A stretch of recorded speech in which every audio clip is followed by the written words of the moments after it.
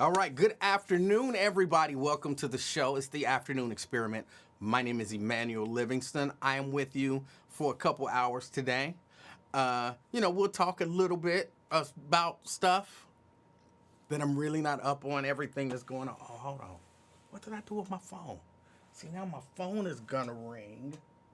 Did I leave it upstairs? I don't know what I did with my phone. But we're gonna talk about some stuff. Y'all, I really don't know what I did with my phone. I feel lost without my phone. We're gonna talk about some stuff. We're gonna have a little bit of fun. I got a little bit of an announcement, if you wanna call it that. A little bit. There it is. There's the phone. Hold on a second. Sorry about that. Put it on silent. All right, I got a little bit of an announcement to give today because I got to explain my absence. I don't know. I'm a grown man. I'm a grown ass man. But I still feel like I have to explain my absence to y'all. And I don't know why. I don't owe y'all nothing. But I kind of feel like I owe y'all something. So I'll explain the absence today. And we'll just see how this thing goes. It's been a minute since I went on. I didn't talk about the police officer in Texas A&M. Y'all know stuff like that bother me. So I missed that whole conversation. I didn't get a chance to talk about those thugs down there at Taft. But then find out that maybe they wasn't thugs down there at Taft. And all of that kind of stuff. I didn't get a chance to talk about that. There's just stuff going on. I didn't get a chance to talk about the mayor telling the buses not to go to government school. I didn't get a chance to talk about any of that stuff. None of it. My shirt is ill-fitting. I don't know why. I feel like it ain't fitting me right. And it's not because I'm fat, because I'm used to stuff not fitting me right due to fat. It's not fitting me right, just not fitting me right. Now my screen freezing up.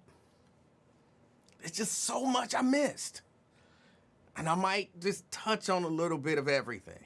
Not to mention when I started, the chat wasn't coming through, so I probably missed the first 5 or 6 people who sent the message in. I probably missed y'all because it didn't come up in the chat. So but I do have an announcement. I do have a bit of an announcement. But let me get to the hellos. And if you said hello before Ben Thomas, I don't have you on my screen. And I can't pull those up. Well, wait a minute. Maybe I can. Hold on. Let me see something.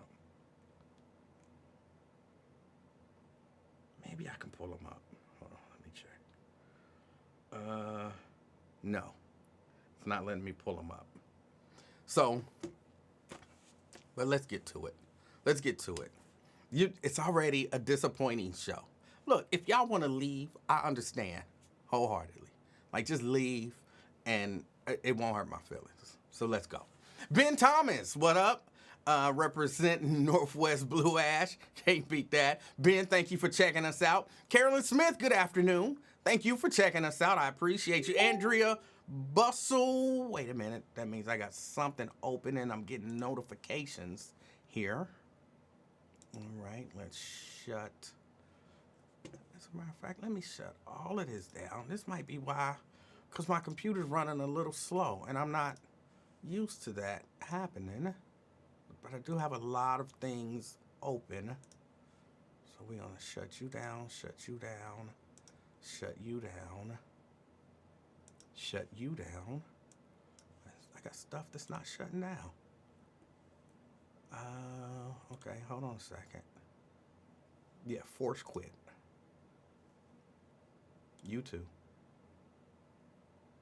Quit. Sorry, y'all. I'm off today. Just mentally off, and some of this stuff I ain't used in forever, and I still got it open. It doesn't make sense.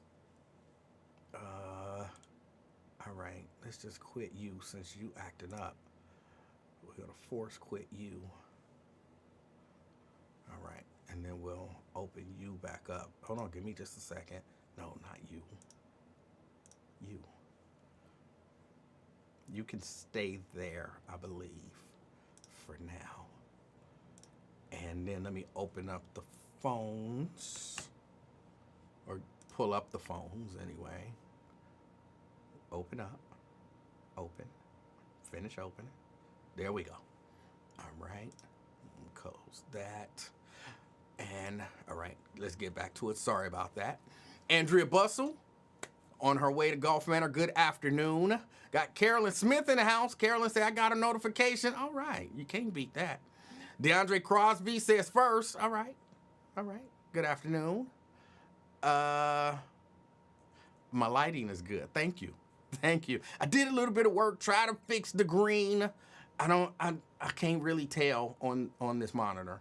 But thank you. I appreciate that. Regina Denson Griffin. Good afternoon. Representing Claremont. Good afternoon. Alethea. Time for those sweatshirt winners. Not sure what that means. You might have to call me and explain what that means. You called me yesterday and I was busy, which I get into all of that. But yeah, Seabreeze said you got to broadcast until midnight to make up for last week. Yeah, no, not going to happen. Don't allow. Yo Underwood, say always on CP time. Good afternoon. Representing Fairfield. All right. Good afternoon. LaDonna Howard, representing East Price Hill. Good afternoon out there in East Price Hill, LaDonna. Got Darnell Hunter says good afternoon. Good afternoon, Darnell Hunter. Yo Underwood. What's up, Yo Underwood? Carolyn Smith. I think Carolyn Smith was already in here. Dina Johnson. Dina Johnson, good afternoon. Diane Huddleston Angel, good afternoon to you.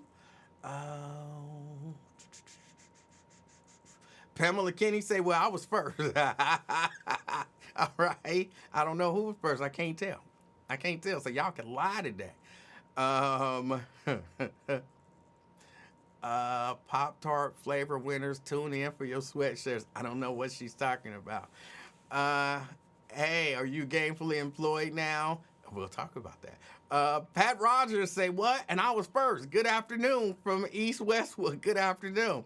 Everybody was first today. Scott Bain, he's representing Marina Del Rey, California. All right. He got like 5 houses. I want to be like that when I grow up. DeAndre was not first. All right. Steban Speed, people waited for a week for a new show. No one leaving. All right. Well, I appreciate y'all. Edward Bentley say, what up, E? What up, Edward?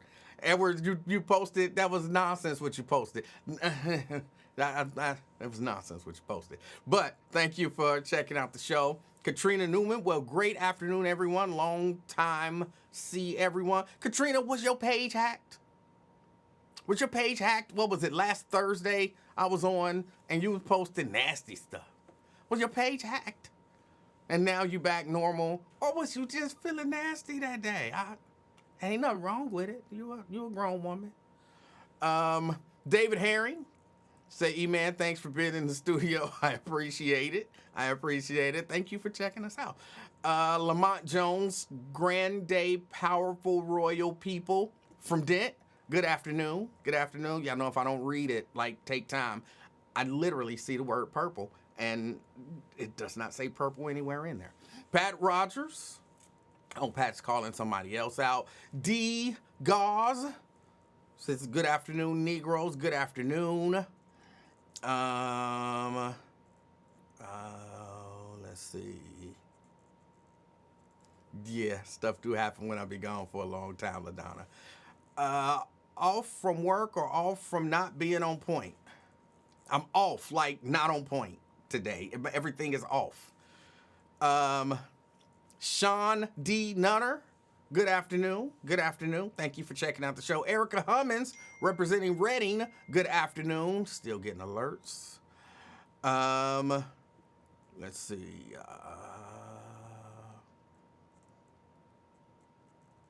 Shauna Murphy doing a press conference at 5 p.m. What about the Indian Hill Taft deal? Okay. Samuel Campbell Jr., representing Sycamore Township. Good afternoon. Stuff just keep popping up. I need to turn off some of these things that are sending me notifications. Brenda Early in the house representing Fairfield. David Herring in the house representing I-75 marker 73. All right. Danny B. Dozier, our own Batman in the house, representing Westwood. Good afternoon. Dina says, did you see my good afternoon? I did not. I saw smiles and something else, you calling somebody else out, but I did not see your good afternoon. But good afternoon, Dina. The Angel Johnson in Walnut Hills. Good afternoon. Thank you for checking us out. Tanika in the house representing beautiful Orlando, Florida. And Tanika, we have not been on bad terms, really, but like one day. One day we was kind of on bad terms. But it's okay when it snows, which I know sounds crazy. I don't like the cold. I don't like the cold. Hurts. Like, it's physically painful to me. Cold hurts. But when it snows, cold is okay. Like, there's only one reason for it to be cold in my mind and in my heart, and that's snow. So for whatever reason, when it snows, unless it's like super duper cold, when it snows, I can forgive the cold. And it was cold one day and it snowed. I think we got a couple inches of snow, but we still wasn't beefing yet, Tanika. And it's been beautiful days. It was really rainy yesterday, but I got a chance to get out on Monday and do some yard work before I had to go do some other stuff. And I blew all the leaves all in the cul-de-sac. I once a year I go through and I, pull out the blower and I go up in people's yards and everything and I blow all their leaves into the middle of the cul-de-sac and then blow them over to my driveway and pull out my little things and get up all the leaves for the entire cul-de-sac. And it looks really nice for like 2 hours.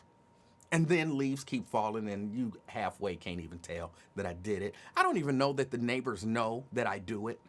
But once a year, I do it. And Monday was the day.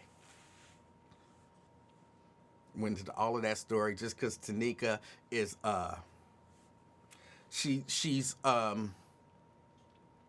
taunting me because she's in Florida. So she's taunting me because she know it's warm down there and it's cold up here and I don't like the cold. And so her very presence taunts me. So that's the whole story there. Al Johnson says he's in Lebanon working. All right. Well, good afternoon. Thank you for checking us out. Janice Evans says hello from Mainville. All right, Mainville in the house. Good afternoon, Janice Evans. Appreciate you. Vanessa Lynn Bennett London.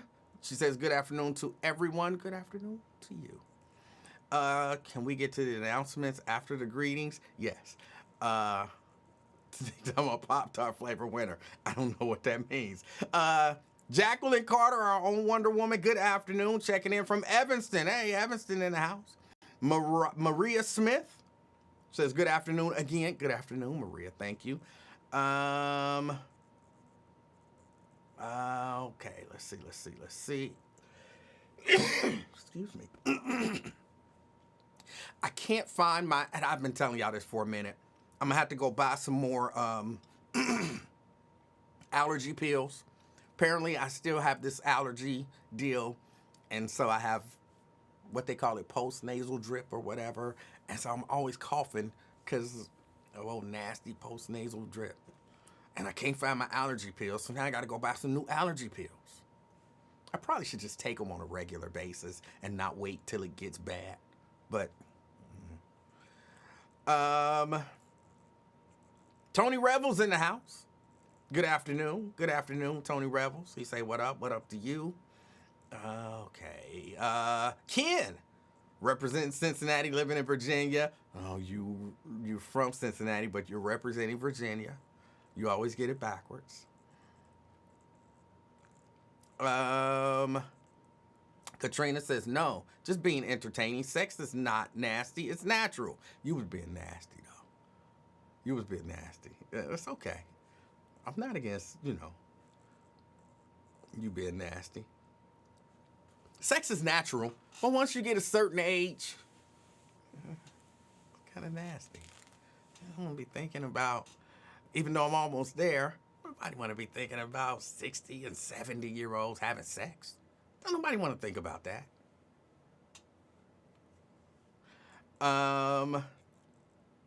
Did you try the jelly? Chelsea in the house. I did try the jelly. I tried Aunt George's jelly. I haven't tried yours yet. I will let you know. Lewis says, excellent commentary, young E-Man. I haven't commented on anything yet, so thank you. Just hellos. It's excellent commentary. We're on bad terms because I don't have my logo branded Diane's Cakes apron yet. Yeah, we got to talk about that. Call me. Sometime tonight after the show. Because if I call you, I won't remember, and I do have some things I need to do. But if you call me, you will remember, and I can talk while I'm doing some of these things. So call me after the show, please. Mary Birch says, howdy, E, and to everyone. Good afternoon. Mary Birch Lavender representing White Oak. Let's see. I think that's everybody. Let me scroll through real quick. No, Mary, it's not Kovic. I'm all right. Kovic ain't got me again. Nate, say, what's up, everyone? He's representing Toledo. All right, Toledo in the house. Herschel Daniels Jr. Has the CPS school board stepped up? Stepped up for what? Miss Pittsburgh say, here we go. All right, here we go. Chelsea saying, why you lie to Twin and tell him you would tell me he said congratulations and you didn't? Oh my goodness, that is loud. This is gonna feed back. I need to answer. Caller. Yes. Yes. Calling in from Cincinnati. All right. Okay. Let me ask you, has the CPS school board stepped up yet? Stepped up about what? About what? Oh, you haven't seen it? I'm not Indian sure. Hills accused Taft of wrecking the guest football room. You know, they had a game and they called the police afterwards. Indian Hills athletic director called the police afterwards and said that the Taft students had kicked in the room that the football players came to, and it seems to turn out that the room was already torn up beforehand, and other players are coming out and saying, hey, you know, this was already messed up. Yes, Okay. I did see that, and that's why when you say have they stepped up, I mean, if the place was already messed up, which, you know, some reports are saying that, you know, I'm talking about in terms of the newly elected board, who I gotta admit I voted for, okay, but that they called an emergency meeting saying, hey, we're gonna empower the superintendent to conduct an investigation, just like they did when I said, you know, give us $500 million of your $600 million budget and put it in our hands, and this will be our return on investment, okay, relative to it. You know, what are they talking about in a case like this to defend our students, to find out what's really going on? Well, my understanding, Herschel, is that somebody said they're holding a press conference today at 5, but I'd already heard them saying that it was something that they were looking into. But I guess I'm not. What's confusing me is the terminology you're using. Usually, when somebody say somebody needs to step up, that means somebody did something wrong and somebody needs to take responsibility for it and do something about it. And so if the students Indian Hills, Stephen. No. Right, hold on. When I said step up, okay, go ahead. If the students did not do what they were accused of doing, then what does CPS need to do to step up? What would be stepping up in your opinion? If step up would come up and say our students were not, okay, so either they, in the past 24 hours, they've investigated this and that they're going to have a press conference and that they're going to stand up for the students. The students are going to see the adults are going to stand up for them. Okay. Okay. All right. They're going to see. And I guess to answer your question, I'm hearing that they are holding a press conference today at 5 o'clock, and so maybe that's when they will step up. And I'm hoping for that. Yeah. Now the other thing is, you know, that this week a multi-billion-dollar plan was put forth for reimagining Cincinnati. Okay, if you don't know, it was presented to the planning. Okay, and so the people didn't know that this has been going on for the past couple of years, that they've been redesigning the West End, and designing the plans for these buildings. And FC Cincinnati just submitted their $300 and some million final design. Okay, and so on Saturday they're going to have this housing conference, right? Okay, at Cintas. And so it's time for black folk in this city that they have the resources. We have the resources. It's not about not having the resources. Anybody who tells you we don't have the resources, I tell them to go take a look at what we just did for $88 billion with PNC that ends this year. But we got $100 billion agreement with U.S. Bank done right now. Not trying to get it. It's done. Okay. There has to be coming together. What is the black folks' plan for the city? What do black folk want for the city? And saying to the CBC, all right, not as children, 3CDC and DCI and Uptown, but the CBC, this is what we want. Okay, so right. Looking forward to you and others who have the voice of Cincinnati joining us in doing that. All right. Now, I'll be honest. I hate to say I didn't hear hardly anything that you said, that last little piece about whatever the city did, because I was distracted by that beat. It's distracting me. It startles me every time. Are you like sitting directly under the fire alarm thing? Oh, that beat. Yeah, I have that going on. Yeah, I'm sorry. Yeah. I'll call from a regular. But you're gonna change the battery in it today, right? Yeah, I'm gonna change the battery today. Oh, good, okay. Good. Yeah.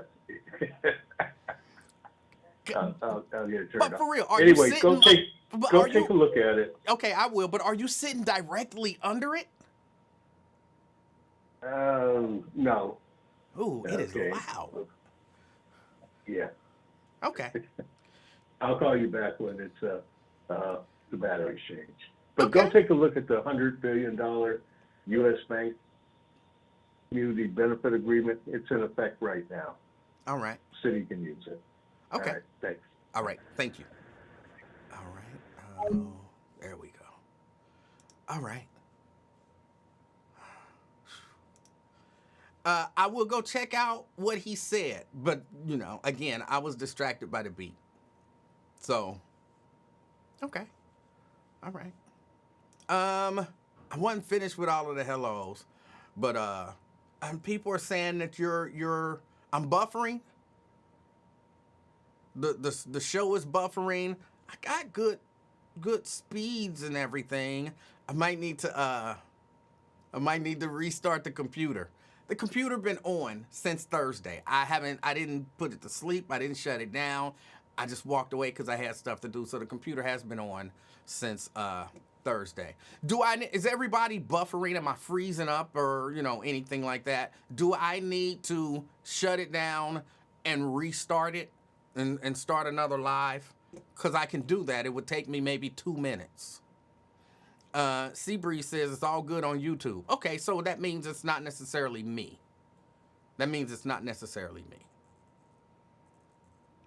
Somebody said, Dina, well, no, that wasn't Dina. Who was that? Um, Dina, but he hear that damn beeping. He probably did not hear the beeping.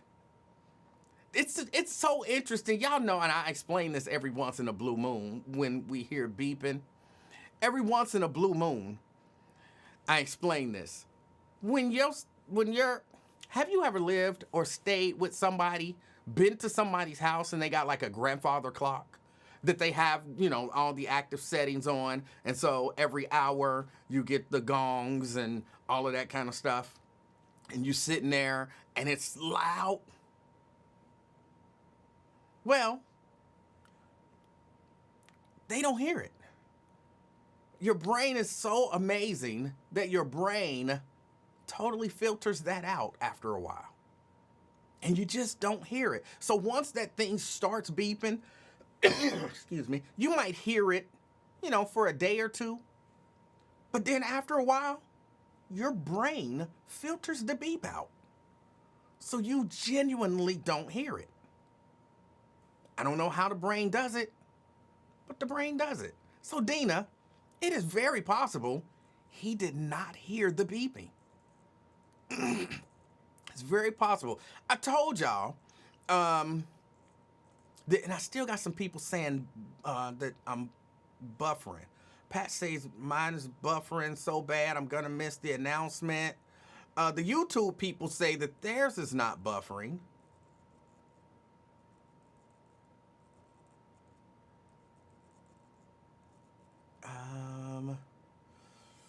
Oh, hold on a second. Let me get Herschel off of there. The YouTube people say that they're not buffering. Andrea says freezing and buffering real bad. Okay, so look, because and then when I come back from restarting, I will make this small announcement. It's a small announcement. It's not a big announcement, but it's a small announcement. Nate says my buffering has stopped. Okay, hold on. It seems to have refreshed and fixed itself now. Okay, not buffering here. Okay, so we're not buffering. All right. So the buffering apparently has fixed itself. So my little announcement, Wonder Woman said I had to go out and come back in. So a few people, if you're buffering really bad, refresh or go out and come back in. I'll still be here. I'll give y'all a couple minutes to refresh or, go out and then come back in. So I'll wait just a couple minutes before I do the announcement. Apparently on YouTube, it's not buffering at all. So I'll give you guys a few minutes. I lived, talking about the beep thing again, because somebody said it's that you can hear it when it's that loud. I lived in a place where the railroad tracks were like a block away. And when I first moved in, like when we looked at the house, there wasn't no trains didn't come through. Didn't even think about it. When we moved in and the trains start coming through, I was like, oh my God, this is so loud. This is so loud. And then probably about 2 weeks later, I didn't even notice the train. Like literally did not notice it. And I would be on the phone talking to people and the train would be coming by and they'd be like, what is that noise? And I'd be like, what noise? What are you talking about? They'd be like, it sounds like a train. And then you got to really focus to hear it. Like, oh, that's the train. How do you live with that? I don't even notice it anymore. Our brains are amazing. Some of our brains are. All right. Hopefully that was enough time for everybody to get out and to come back in. And the announcement, really quick. And again, it's a small announcement. I haven't been here. I was last week and the week before that. I know I missed a lot of days the week before that, last week and this week. But it's because I got a new job. I did the whole resume thing. For those of you who don't know, I went and took some classes. I took I guess they call it a boot camp. for cybersecurity and networking and IT and all of that kind of stuff. And, because I was unemployed. And finished that program in the beginning of October. And then start, putting in applications, sending out resumes, all that kind of stuff. And then you send out everything. You got all of the different sites and all the different, and you send out different things and you wait. Because the job market is not great out there. So you put that out there and you wait.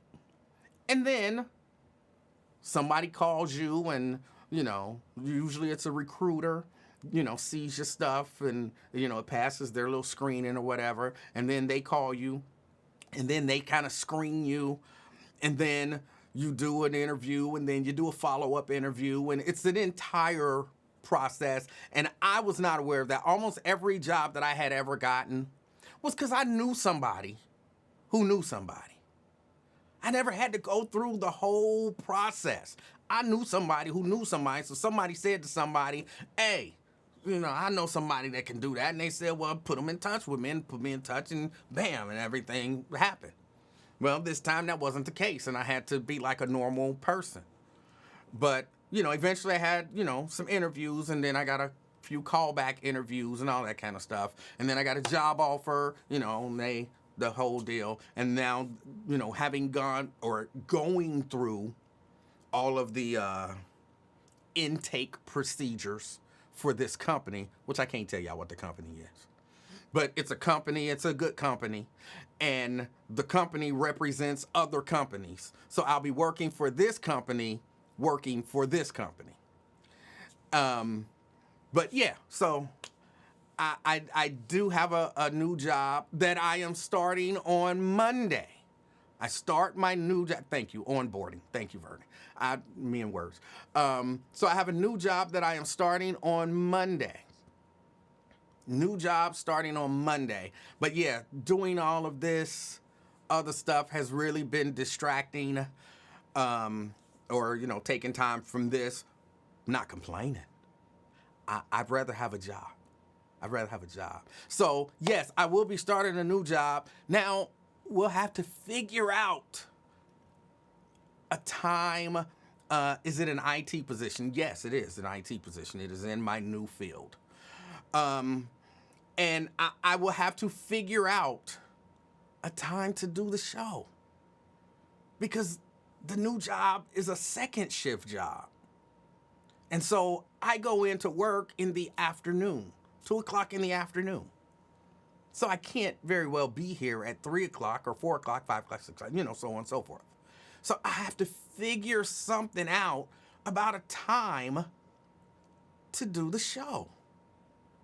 I will have to figure it out, or we will have to figure it out, kind of together. Because I don't want to stop and not, I don't want to not do the show. I enjoy talking to y'all. I enjoy the interaction that we have. And so I have to figure out when to do it. So I'll figure all of that out. We'll talk about it. But I wanted to announce that again for the past couple of weeks. I can't say every day that I was missing was due to that. But a lot of the days that I was missing was due to, interviews and other things of that nature, and then the onboarding process and all of that kind of stuff. So, but it looks like I'm good. So, Jacqueline says 5 days a week. Yeah, it's a full-time job. Yeah, it's a full-time job. So yeah, and it's not remote. I go into the office and all of that kind of stuff and do what I do. So I'm excited. I appreciate that y'all been on this journey with me and y'all been patient with me and all of that kind of stuff. And I appreciate y'all, and we'll see how it go. And I'll keep y'all updated. I'll keep y'all updated on how things are going. But yeah, I'm excited about the job. And everything should be good. Everything should be good. Let me go to the phones. CK.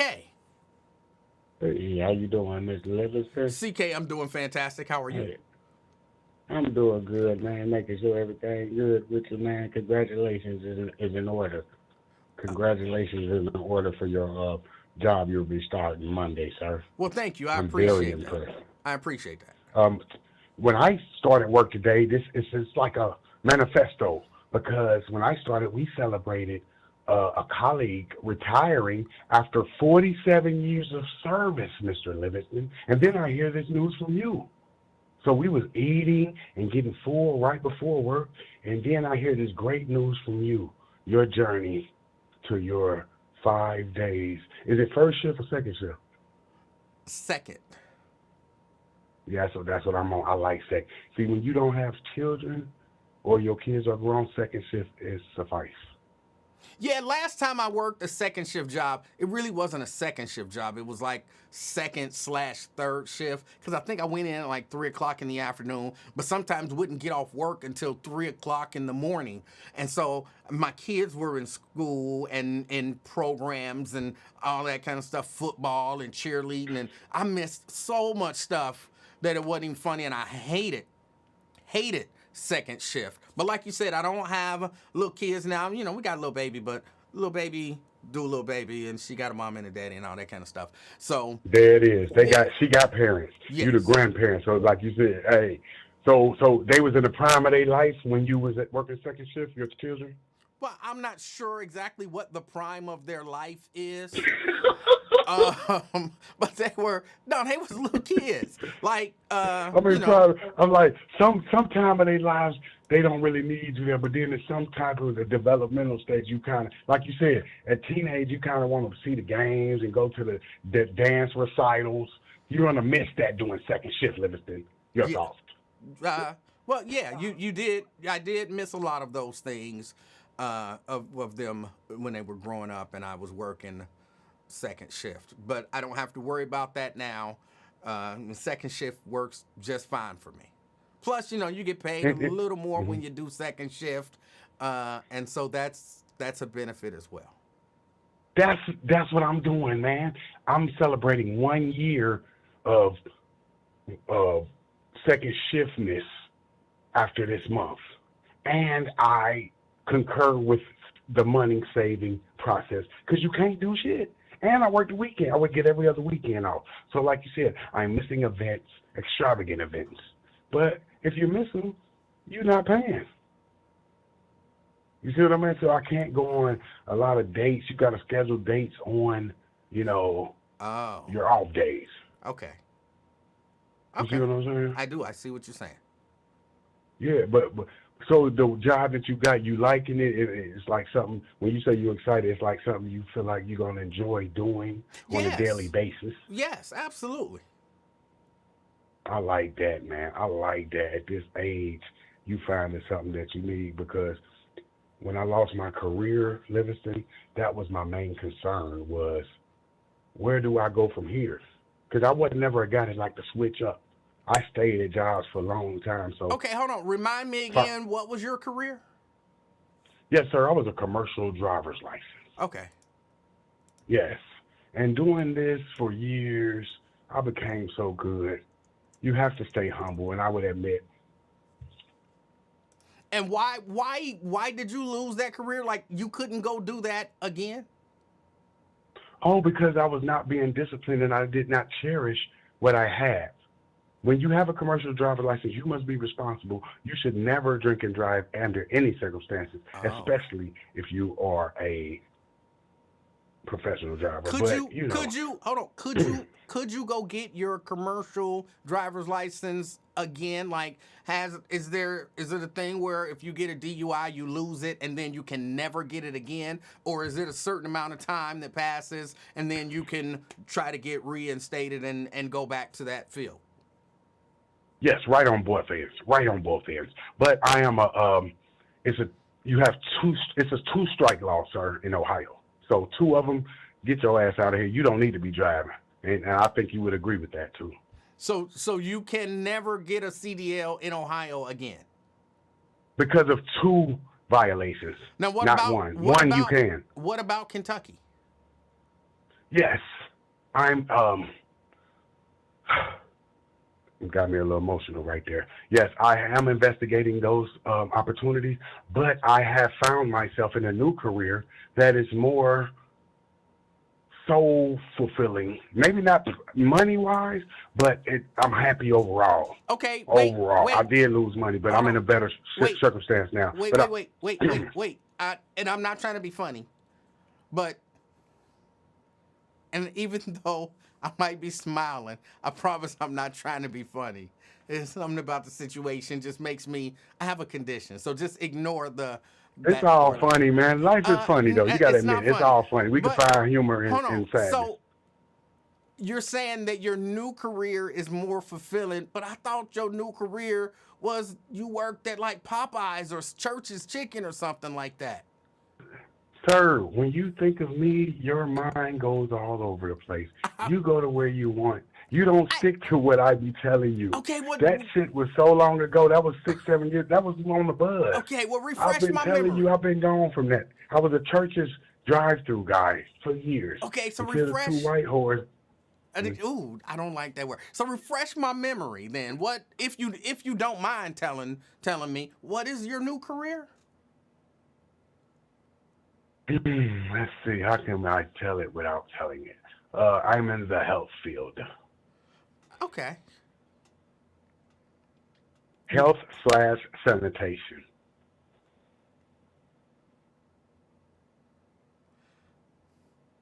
You get like bedpans. You work at a hospital and you go gather you clean up after you go and get the little red things off the wall and do all of that stuff, that type of thing. There we go. We're getting warm. We're getting warm. And we're in the old folks' homes and stuff like that. Okay. You're getting warm, but let's keep it there. Let's just keep it there. Yeah, we can keep it because there. we don't want to get out. But yeah, but you're fulfilled. You said. Yeah. And you Because, you would not want to go back and get your CDL again, is what you're saying. Oh, now yes. If the magical, if you could let me out of prison. You know how it's like a life sentence without the possibility of parole. But if they open that door and let me get another chance at it, yes, I'm at it. Yes, because I know what I can do with it. But I felt at the time of losing it, I felt that I could not go far. I felt that there was nowhere to go because I had did so much damage to my life. That's how I felt at the time. But I no longer feel that way. Okay. That's hold on. Let me ask you this. How long ago was this situation where you lost your career? Yes, I felt I lost my life, and I felt God gave me life back. So I died September 18th, 2022. 2022. So I'm only 3 years old. I'm looking at this. The mandatory disqualification period. How long is the mandatory disqualification period? Because you might be able to just go over to Kentucky. If it's been 3 years, you might be able to go over to Kentucky, according to, and this is just a quick search. You might be able to go over to Kentucky. Oh, wait a minute. Uh-oh, you got me? There it is. You got it. Uh-oh. That Okay. nigga's back in the jail. Throw me back in the jail cell. Yeah, second Throw me back in offense says it's a lifetime disqualification. Oh, man, I'm back in the jail. Why would you give me hope? You thought I was coming home to be with my family. But okay. You might want to just check on that. Like, for real. I got you. It's something you can check on because I don't know if they, if it happened in Ohio and then you go get your license in Kentucky and they might, I'm sure they know, but you might, I would still check on it. Hey, man, that's real love, man. I appreciate you, man. This is what we talking about because I just feel how you trying to help me in this conversation. It's all facts. And this is how we got to help each other, man. Because you see, you just like, I know what he lost, and I know he missed it. Let me see if I could get him back into that situation. So that's a lot of love, and I think the people listening will learn from this conversation, man, you had. I'm about to be 50, and you already in your 50s, so I really appreciate you, man. All right. Was that it? You got Yes, anything sir. else? Anything else you wanted to talk about? Man, I gotta get The to work. Oh, I okay. gotta get. They blowing up my phone, man. They Oh like, well, nigga, where you at? get to work. Where you at? Don't lose your job for this. Exactly. I really be crying on your show then. Thank you, brother. CK, I Yes, appreciate your sir. call. All right. All right, that was CK. Uh, again, you never really know with CK if he's telling the truth or if he's playing a character. I'm never really sure. So I kind of treat it as if he's being honest. But in the back of my mind, one of his characters may have had a CDL and got 2 DUIs and then worked at church's chick. You know what I'm saying? You never know. You never know with him. So, you know. Either way, he said he's fulfilled now, and you can't beat that. You can't beat that. If you're fulfilled, then you're fulfilled. Hold on. Let me take this name down. CK is not on the phone anymore. All right. Yeah. So that's that. Trying to glorify there's nothing wrong with housekeeping, with working in housekeeping. You know, at a my mom worked housekeeping at a hospital for years. So I have nothing but respect for, look, you gotta do what you gotta do. A job is a job. And, you know, that job, she had 6 kids. That job fed, housed, clothed 6 kids. So no disrespect whatsoever. No disrespect whatsoever. Scott says, are you going to watch the press conference? Well, I'm kind of on here. So, probably not. Probably not. Somebody said, did I get full benefits? Yes. Yes. The job has full benefits. Let's see. But okay. And I guess as you guys kind of go out and check out the Jerica says, has someone hacked Katrina's phone? She's been spicy these past week or so. I don't know if somebody hacked her phone or not. I asked, and the person who's saying that they're Katrina said that no, there's nothing wrong with sex. Sex is, wonderful, or whatever she said. Sex ain't dirty. Sex is natural. And she was just spicing things up. So, hey, I told her sex is kind of, when you're thinking about 70-year-olds doing it, that's kind of, I mean, I'm about to be, well, in 5 years, 60. So I can't be like, oh, it's too, because I'm going to be still doing it. But don't nobody want to really think about it. Don't nobody want to really think about it.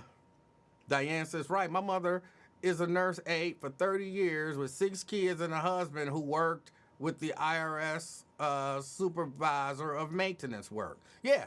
I have no issues with people who really, if you out there working, good. And hopefully, like CK said, he's doing something that's fulfilling. All right. Let me touch on the Taft, those thugs over there at Taft High School. Y'all know I don't feel that way. I don't really even talk about young people and or black people in that way. But this is some of the conversation that I've heard regarding the young people at Taft who may or may not have done anything wrong. May or may not done anything wrong. But it's easy. A lot of people like to latch on to a story, especially a story about wrongdoing by young black high school, and especially, as opposed to a white high school, all those black kids came over and they did this. All those black kids, those thugs, this and this and that. And who, look, I know a lot of people don't, but who don't want to believe the story? There are a lot of people, you see a story like that, it feeds into all of the stereotypes that we hear about young people, and in particular about young black people. See, that's why y'all be thinking I'm crazy when I be saying to y'all, like, don't just talk about bad black kids. It's bad kids, because they're bad white kids and bad white black kids. But that stuff gets into people's minds. And I'm concerned about our kids. I ain't concerned about nobody else's kids. Yeah, that stuff get into people's minds. And then when you see a story like that, a lot of people don't even think twice. Because it's got to be true, because he's talking about bad black kids, and we talk about bad black kids all the time. So a lot of times people just hear it and they accept it as fact. All you gotta do, show me a picture with some holes in the wall and say some black kids did it. Those daggone black kids, don't see, that's how they are. A lot of people just hear it and run with it. Don't question it. Why would you question it if you automatically think black kids are bad, white kids are good? I never said white kids is good. I just talk about the bad black kids because them the ones I'm concerned about. But the fact that you never talk about that there are bad white kids as well leads people to believe that all the black kids is bad and all the white kids is good. Sometimes you just gotta say, well, what's understood don't have to be explained. Yeah, sometimes it does. Sometimes it does. Because if you keep saying, look, this is one thing that Donald Trump, well, I want to talk about that. This is one thing that Donald Trump kind of is almost a master at. He's almost a master at it. Say something over and over and over again, and then you can convince a large swath of the people that it's true. And so if we keep talking about, for real, think about this. If we, black people, keep talking about how bad black people are, and we just say it over and over and over and over and over and over again, well, I'm trying to help. I'm trying to put it out there. I think people need to talk about this. I think we need to not overlook this. But you just keep saying how bad black people are and how bad black kids are and how bad black people are and how bad black kids are. And then, oh, God forbid somebody saying white kids are bad too. Why you always got to bring up that? It's a bad thing to say. Balance is bad. It's when, you know what I'm saying, I'm trying to get my black people bad on. And you trying to throw out balance?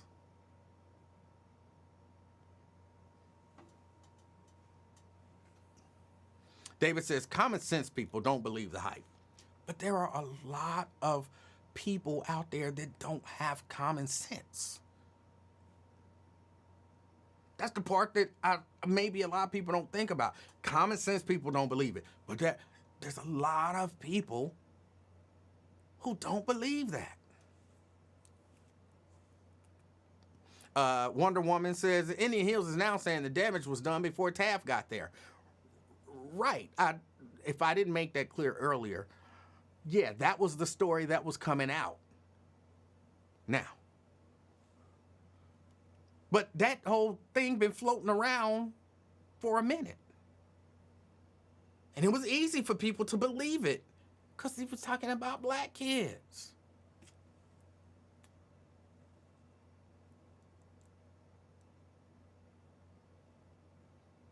Trump gets up. Why are you bringing up Trump, Emanuel? Because he's almost a master at this. Because who was it that said common sense people don't believe? He understands that there's a great number of people who don't have common sense. So if he says it, remember, I didn't really even know Jeffrey Epstein. Like, I didn't even really know the guy. Here's a picture of you with him. Here's another picture of you with him. Well, he was a picture of him at Mar-a-Lago. Here's a picture of you and him together, this and that. Oh, well, I didn't really know the guy. He wasn't my friend.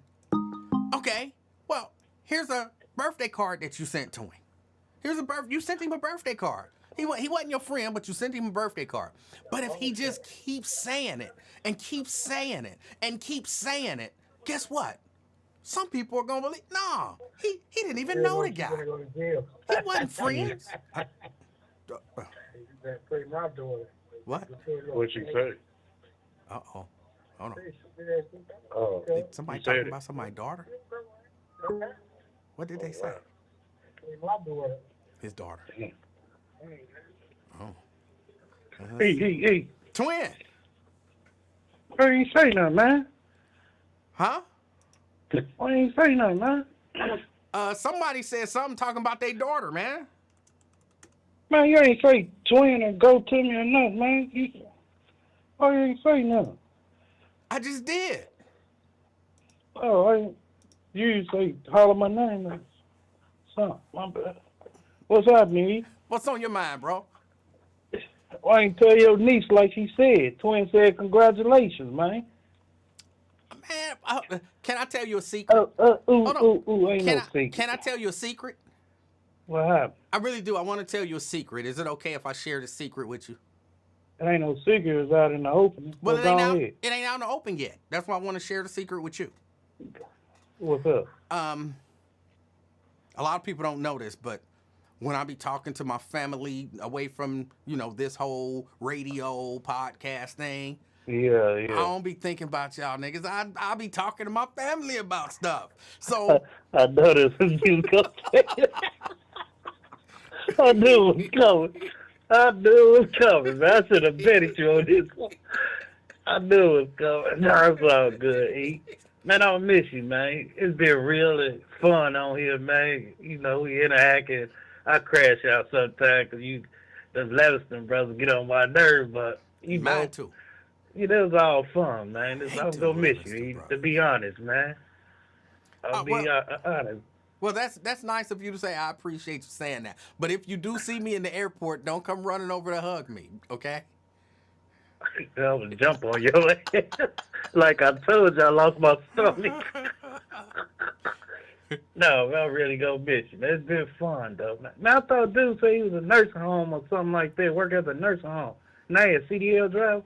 No. He was saying that he used to have a CDL, but I guess he ran into some situations that he caused, and he lost his ability to I've been be a listening to you CDL for some driver. years. I ain't never hear him say nothing about no CDL. He talking about how he used to be on dope, and now he got Becky pregnant, now he got a new girl. Other than that, I ain't hear him say nothing about no CDL. This is my first time hearing that. Okay, well, he just said it. I'll take his word for it. And, but he's working and he's doing something for Philly. Oh, congratulate him, but I ain't never heard him say no CDL. I got mine today, too, E. You got your CDL? Yeah. Really? Saying how to drive somebody crazy. Wait, well, hold on. Play. Did you really get a CDL? No. Okay. No. I was about to congratulate you and be happy for you, bro. No, I ain't. No, them women's at Kroger's, though, man, they be encouraging me, telling you, I've been knowing you for 10 years. You need to just give it up and come drive. I say, y'all women showing now, boy, because, I used to see guys and foreigners come through there, make the delivery. I got to unload the truck. But lately, man, them women's, and they was encouraging me, man, we don't do nothing but just drops and all that. Go get my CDL. But nah. Can I tell you another secret? What's up? Here's a good secret. When you're talking about more than one woman, it's women. And even if it's 12, it's still women. You don't have to put an S on it. It's women. Women is the plural of woman. Women's. What did I say, Mr. Correction? You said women's, like Andrew Caldwell. I'm not gay no more. I am delivered. You said women's, just like he did. It's women, no S on the end. It can be 1,000. So you trying to call me a fruity tooty ass nigga or something? No, I'm just letting you know. No, you better put some respect on my name. I can say what I want. Two man, of you them. want to go out with a bang and stuff so No, we can two argue. of No, them I are encourage you and women. stuff on your new job. 1,000 Now of you want me them, to... it's women. 20,000 of them, it's still women. Man, I don't even know why you do that to me. Man, I was on the good foot with... Man, now you want to make me crash out. No, I'm trying to help you. I think stuff like No, that is man. helpful. I don't care if you get that job, Link. No. Because I haven't seen you in the chat lately, man. Something been going on. You could have deal with him or something, man. Tell the truth. I just told y'all what's been going on. Man, I don't care. You could have deal with him, man, because you ain't been in the chat lately. And you talking about, so you been doing these job interviews, job chasing. Usually you tap in and say something crazy about it, but yeah, he ain't been saying nothing about you. So tell the audience on here the real truth, man. What you been doing, you on Hunk, man, over the weekend? I haven't done anything yet. Okay, I'm going to find out. Level up, whatever that hoodie you got on. No, it's been real dope, man. It's, kicking a bobo with you, the audience and everything. It's been real. I'm going to miss you. You got to figure a way how to do it. What time you get up? About 11? 10? Yeah. Everybody probably be in the bed. I'm going to be at work that time. And I'll probably be going straight to the gym.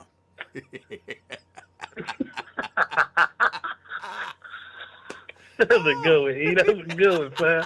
So, hey, you ain't going to do no weekend, is you? You can't do no live broadcast for a couple hours a weekend? Maybe. It's something to think about. That would man, give you gotta do it. That would give me an entire week to put a show together like John Oliver or something, and then maybe I could actually do a decent show. So you never know. Here's what I'm gonna tell you. I don't plan on going away. I don't plan on going away. I gotta have a substitute. Like if Lincoln not coming on, then I can't call that. Then Wyatt, he be in and I can't call that. So you the only lifesaver left. Well, some gotta give. No, when Lincoln don't come in, you got what's his name, Kevin Aldrich. Yeah. Man, sometimes I call in, but Wyatt don't be there. Now I gotta crash out on 3 shows. Hey, what you think about did you see the video in Chicago? They jumping her. I didn't see the video. I read a little bit of the story. A 9-year-old's mama got jumped or something like that. But I didn't get an opportunity to watch the video. What about the so-called punching a hole in the wall at Taft? Yes, at Indian Hills. I did see that. Okay, I'm gonna hang up, get your input advice or whatever you got to do. I thought I'll remix off of. Yeah, I think I already gave it, but I'll maybe. I didn't know. I didn't hear. I had stepped out the house for a minute, so I didn't hear it or whatever. Okay. Yeah, but hey, nice talk to you. Congratulations. I pray for you though that you get a job. So you ought to thank me and God too at the same time. Hey, I'm pretty sure I would. No, real talk. I swear on my mom, I pray for you. I would be willing to bet money that's the prayer that set it off. Man, don't play, man. For real. This real talk though. I did pray for you though. That's what I said. Because I didn't know if you was stressed out and being stressful and sitting in that house and whatever. Because I've been through that situation. So, even though you move around and do other gigs or whatever, but still, you probably like to be busy all the time. Yeah. Or something like that. Just standing there watching wrestling or eating ginger snaps or something like that. You might want to move around, but, I did shout out a little prayer. Say a prayer for you. Good peace, man. You good peace. Well, I appreciate that. And I will reiterate that prayer that you sent up was probably the prayer that set everything off. Yeah. Because God said when 2 or 3 come together, He in the midst of everything, man. So, keep up the good work. Do what you got to do, man. But don't run away from us, man. We need you. All right. Got to crash out somehow, man. All right. All right. You take care, man. You understand? All right. You do the same. All right. One love, man. One love. Why would he be offended because I said his prayer was the one that set it off? Okay, apparently some people are new. Some people just showed up. I got a job that I start on Monday. It'll be a second shift job. So I start in the afternoon. So I will not be here. You know, I have to figure out what this is going to look like. I will figure it out. People floated the idea of a weekend show. That's an idea. Someone even floated the idea, which, you know, I kind of thought about, like, you know, earlier in the daytime being a possibility. So we'll see what happens. I'm not going away, though. I just have to figure out what it looks like when I will be here. So I have to figure that part out. Ken. Emanuel, how you doing, man? Hey, I'm doing good. How are you? Doing great, man. I'm out here walking the dog as usual. And I heard that you got a gig. That's good, man. Congratulations. Hey, I appreciate that. That Cable Academy, man, what they put out, they do, man. They put you on pretty quick after graduation. Yes, they did help out. Yes, they certainly did. I would actually, if it weren't for Cable Academy's placement, career placement department, and of course, Twins Prayer, I don't know that I would have a job yet. That's good, man. That's good. I'm glad you decided to get up and get in that school, man, and get that certificate and keep the family well fed and the bills paid up, man. Yes. That's good, man. Well, hey, I didn't want nothing. I just wanted to congratulate you on that, brother. All right. All right, take care. I appreciate it, Ken. Yeah. All right. That was Ken. Thank you, Ken. No, Katrina, no late night adult show. Mary say Spectrum hired you. No, I'm not with Spectrum, but I won't be telling people who I am or who I am not with. At least not initially. You know what I'm saying? Get in, get my feet wet, and you know, establish some stuff, and then, you know, I'll let y'all know maybe. Black Lions say, damn, they acting like you never had a job in your life. They are acting a little bit like that. But no, I was unemployed for, I feel like, a significant amount of time. What, July through, what is it, almost December? So that's a significant amount of time. Yeah. I did have other sources of income. Otherwise, we would not have been able to, you know, or at least I would not have been, because I still, as crazy as this sounds, refuse to let Mrs. Livingston pay bills. And we got some bills past due. But I will not let her pay them. I will not. That's my job. And as the man of this house, as the leader, as the provider, I don't let her pay bills. And she be sneaking and doing stuff. Like, you know what I'm saying? I get in her car and the gas tank is full. Like, that's why I was taking your car. You know what I'm saying? Fill up your gas tank. Now what? But yeah, no, she's a good person. She's a good woman. I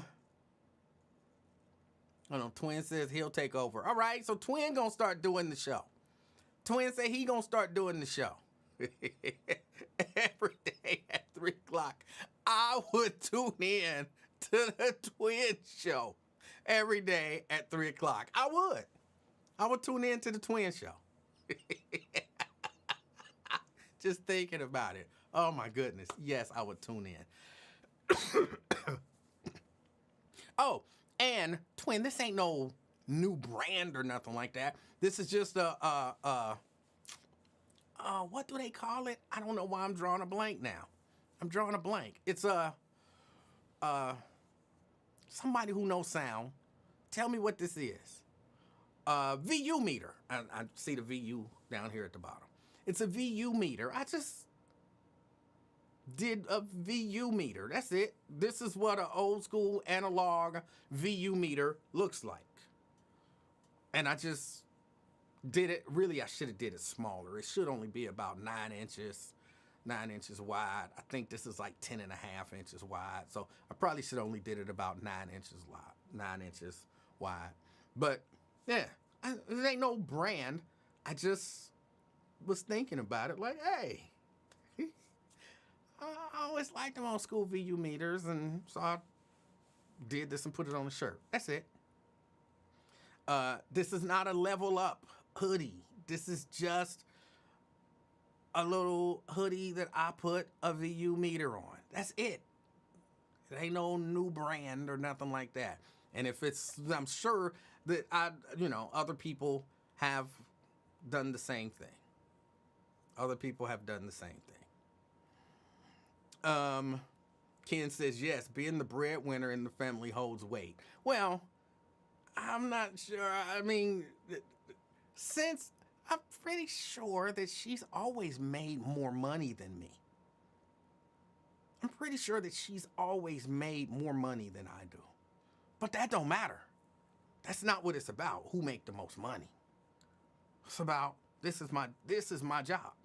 This is my role. Doc Chromium says, are you going to answer my question? Okay, let me scroll back and see. Are you going to answer my question? I don't see all of the comments that come in. So I'm going to go back, Doc Chromium, and see if I can find your question. What is your question? It's an IT, he says, or cybersecurity. That's all I see. It's a job are you working in networking or cybersecurity? It's a job in IT. That's really it for now. It's an entry-level IT job. That's it. So I'll be dealing with a little bit of networking, a little bit of cybersecurity, a little bit of this, a little bit of that. It's an entry-level IT job for a company. That's really all I can say. I'm sorry. I'm sure really soon I'll be able to say more if I choose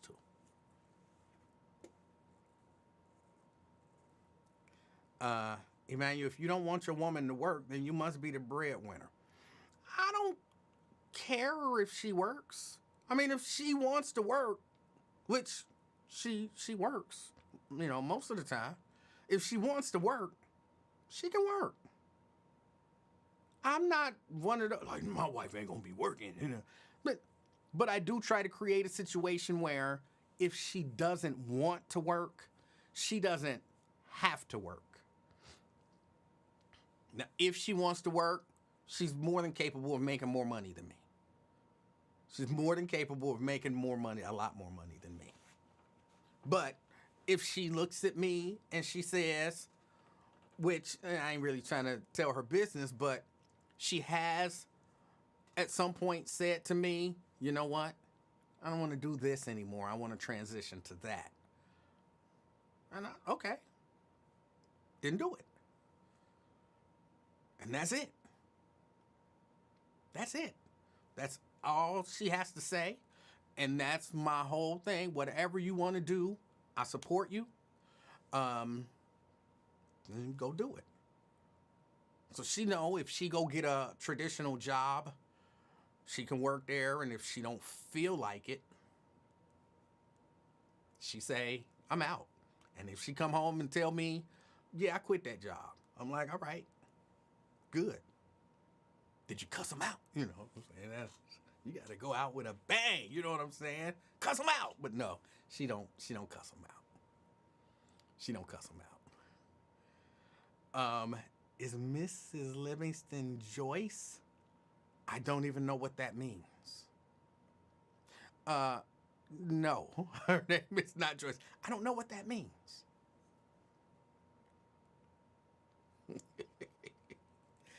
All right, so anyway, back to what I was saying. Trump is talking about the TAF kids, and if somebody's got an update in terms of the press conference from CPS. Please feel free to give us an update. Hold on, actually, let me pull up.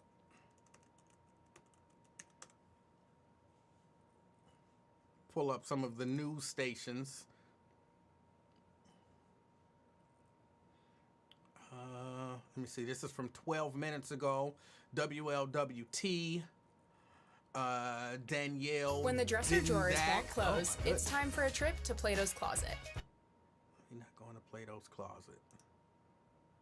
Okay. Hold on. Let's see.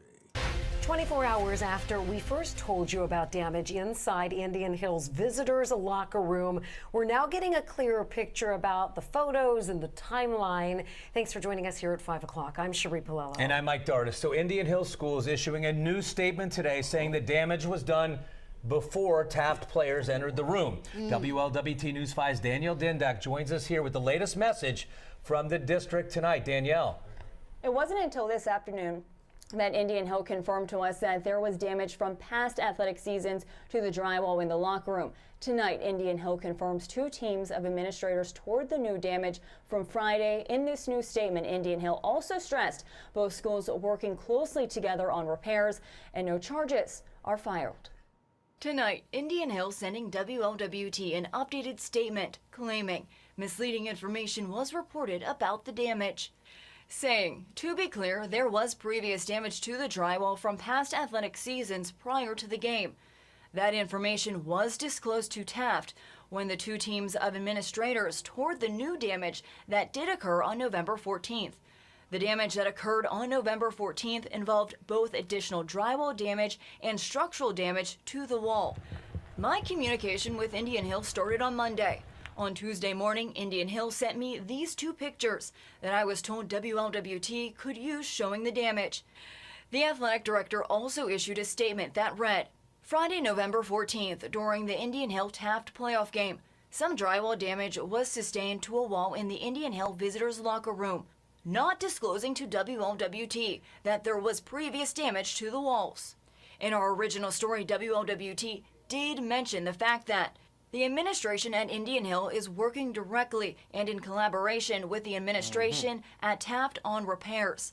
And we included CPS's statement that the district is aware of the damage, adding, we do not condone destructive behavior and remain committed to promoting sportsmanship and respect at all athletic events.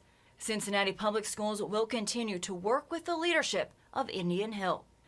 Last night, WLWT started receiving comments questioning the damage. An alum of CPS pointed us to this video that he says shows the damage to the wall was in fact there more than an hour before the game started. If you slow the video down, you can see the holes in the wall. Tonight, CPS is standing by its original statement. As for Indian Hill, the new statement stressing that it wants protection for all student athletes. Saying in part, on behalf of Indian Hill, we issue a note of apology to all families who felt like there was misleading information released. This is not the intention of responding to media requests. And during reporting, WLWT learned of a police report that was filed, but the district was not seeking charges. Also, nowhere in that police report did it tell us that they mentioned that prior damage to Friday night. Now, we have all the statements from Indian Hill and CPS along with that police report right now over on our website, WLWT.com. Danielle Dindak, WLWT News 5. All right, great job, Danielle, laying out that timeline. And WLWT requested to speak with someone from Cincinnati Public Schools on camera about all of this, about the story today. We were told that no one would be made available. So there you have it. That was kind of a weak apology. And that felt like some excuse making, like, well, yeah, we reported the story, but we only reported it the way that they told it, and they didn't tell us that there was already some damage there. So, it was kind of fair of us to assume that, those people did it.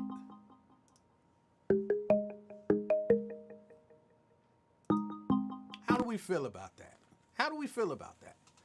Brent. Hey, congratulations, E-Man. Thank you, sir. I'm glad you added in some details about your new job because, my mind tends to could go a lot of different places. So, I was hoping it wasn't riding shotgun in a speedboat from Venezuela. So I was able to cross that one off the list. No, it's not. Sounds like it's not you wearing a ski mask and paramilitary gear. So that's not what you're doing. I certainly hope that's not one of the duties that they give me. Yeah. But you haven't ruled out you with one of those oversized fat Sharpies and a bunch of FBI files where you every time you see Trump, you just mark it out. So we don't know that, or you're scrubbing the internet. Right. Where your cybersecurity able to hack these different places. Hey, you never know. Hey, I don't work there yet, so I don't know what exactly the duties will be. And look, well, just remember that all money ain't good money. And, don't go around accepting, free brown liquor and gift cards from racists, stuff like that. I will do my best to remember that. That's good. And one of the I think you may have missed something during the art of negotiation when it comes to getting a new job. You should have told them that, look, I got this damn podcast that I need to keep on schedule. So sometimes I'm going to be in at 3 o'clock, but sometimes I ain't going to get there till 6. I forgot that, man. I forgot to do that. Maybe I call them back and negotiate after I've been there for a little bit. But quickly on the story after reading it, you planned it and everything. Man, them jokers is some devils. Can I just say that for them putting it out there to make it seem like it was the black football team that damaged their locker room? When didn't the report say that drywall damage was there a few seasons? I believe that's what they said. Just listening to it, I believe that's what they said. Yes. Oh my, that is. And they called, apparently, according to the report, they called and filed a police report about it. Yeah. Like, why would you? And that's crazy. Go ahead. Oh, no, I'm saying that's just crazy. That is absolutely crazy. And one of the kids did say that he did damage the wall. But even in with that, if you would have had all the damage, why are you going to have the visitors' locker room with all that drywall damage? That is just insane. That's just wrong, and it stinks. And hopefully CPS doesn't just kowtow and say, well, it's okay, because those black kids and parents and students are going to have that stigma and it's them task Negroes that they just don't know how to act. And even like with Lincoln, because we was calling him out in the chat, talking about, Lincoln, why in the world are you propagating a story and adding on, little veterans and Tony Sashery to a story when you ain't even got all the facts? They had to create this damage just because they lost. Come on now, they're just. But if you are one of these people who are so ready to believe the worst in all black people, and that's what I was talking about when I say, hey, white people fight too. Hey, white people commit crimes too. Hey, I'm not just doing it for fun or for something to say. Yeah.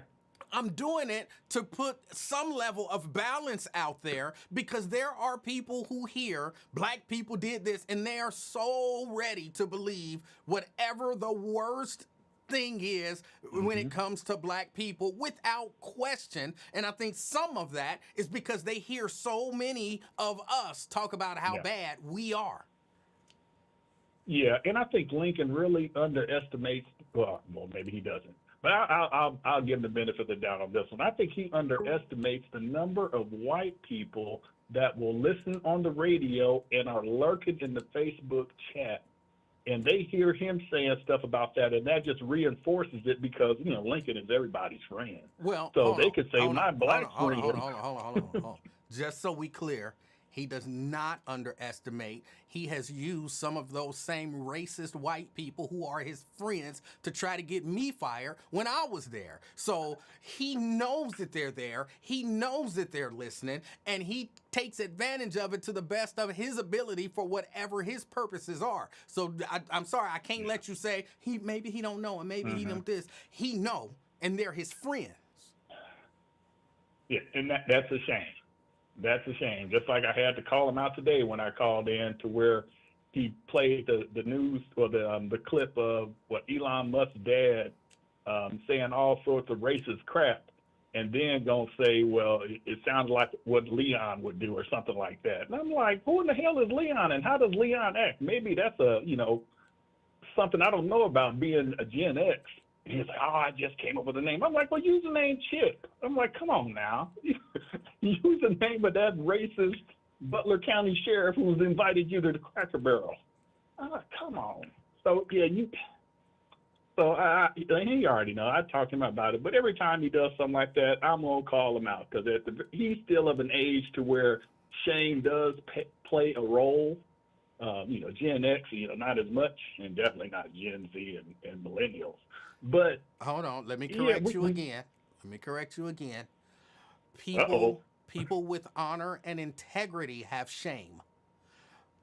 People who don't have honor or integrity have no shame. He has no shame. You can't shame him. Well, I'll continue to do my best. At the very least, I'm going to call him out. I'll call a spade when I see it, and, But, yeah. But since you're not going to be on in your normal time slot, and Twin has stepped up and said that he's willing to do a podcast. Twin show. Maybe I can make... Oh, I can't wait. I can't wait for the Twin show. Oh, well, no. Well, see, we could do a collaboration. We could do the Wrestling Report featuring Wanda. So we could talk about, snitching and gang culture and everything, or gang affiliated culture, and talk about milk and stocking and all that to bridge the gap. So, you're thinking about my schedule. I can make it flexible, maybe a day or 2 out of the week, but we'll get that collaboration working out just as long as we will make you the exclusive T-shirt and hoodie printer of all the merch that would come about. I got y'all. But all right. Hey, you have a good one. Hey, and congratulations. Yeah, I didn't know where all that was going. I thought you were playing for a while, saying you're doing the whole cybersecurity thing. But if you see Skynet about to go active, man, pull the plug. I will do my best. But if I go to pull the plug, I might not go to pull the plug. Because if they done sent the Terminator they coming after the dude that's going to pull the plug. You saw what they did to the black dude in the second movie. That's right. And all he did was find the arm. So, man, you on the hit list too. And I don't want you having to hold on to the bomb and I don't know how long I can hold it and then the whole building blow up with you in it. You ain't got to sacrifice yourself. Just pull the plug in around. Hey. Brent, I appreciate your call, sir. Take it easy. All right. That's Brent. Oh, no, we got Ron. Hey, what's up, man? Hey, what's going on? Oh, my goodness. Can you turn me down? Oh, okay. What? Oh, should I take you off the speakerphone in the car? Without a doubt. Turn it down. Or how that sound? What that sound like? Let's see. I'll say something and I don't hear myself back, so it sounds great. All right, let me take it down. Hold on. What about this speakerphone right here? It's just a phone. The phone sounds good. As long as I don't hear myself back, I'm cool. You good now? Yes. Oh, okay. Yeah. I'm just having fun. What's going on, man? Hey, what's going on with you? All right, giving praise and thanks. You know what I'm saying? Staying out the way. And I like your show. You know what I'm saying? Much respect to you, brother. I'm just calling to kick some bobo and try to make a couple motherfuckers laugh. Kick some what? A couple motherfuckers laugh. No, you said you're calling to kick some something. Oh, kick the bobo. Kick the... Quit playing. Come on. I don't know what that means. I've never heard that before. For real? Yes. You went to Aiken. That's why, nigga. What does it mean? What's the origin of kick the bobo? Just call and talk some shit. Just see what's on. Just talking. You know what I'm saying? But what does that have to do with Bobo? Who is Bobo? What is Bobo? Bobo is a word. When you know what I'm saying, I'm just coming to kick the bobo. Write that down. Write that down. Okay. The Bobo. No, I don't have to write it down. You said it. I got it. It helps me to know the you know what I'm saying, when people have sayings and stuff like that, it usually means something. But okay, Bobo. I don't know. I'll have to look it up myself. But all right. Yeah. Hold on. What year did you come out of high school? 89 TA. Okay. 89 TA. I mean, I'm older than you, but Yeah. But you sound much older than me. I don't look older than you. You might not. I know you don't look. You definitely sound like, you know what I'm saying, your lingo sound like some late 60s lingo and all that kind of stuff. And I try to pick up on the 70s. Like you sound like you are in Cabrini Green talking to James Evans while he looking for a job. You know what I'm saying? Like y'all just shooting the breeze. No. Now see, I'm sorry. Y'all scenario right there. kicking, I ain't catching that one. Y'all kicking the Bobo at the table while Florida is over there making oatmeal. You know what I'm saying? That's your I was lingo. just on Lear Street kicking the Bobo. I'm just saying. Yeah, I hear you. I'm just saying it sounds like some James Evans, Bookman, and Ron sitting together. Whatever, man. Having a conversation, kicking the Bobo.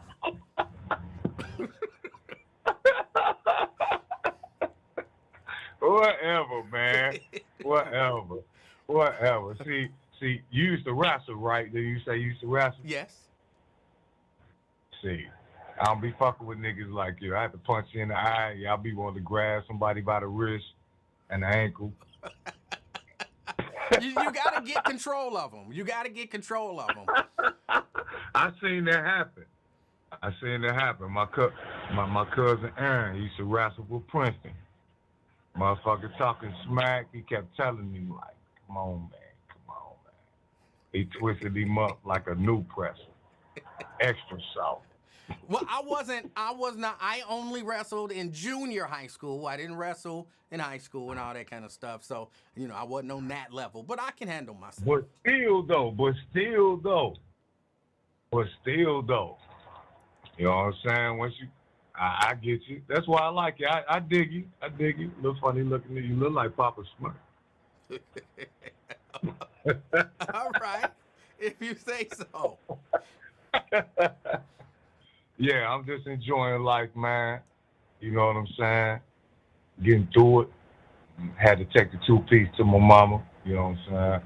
Popeye's chicken. I don't eat it, but she like it, so I got to take the 2-piece, the white meat with the mashed potatoes, extra biscuit, 4 honeys. All right. Now, are you like a vegetarian or something? Sir?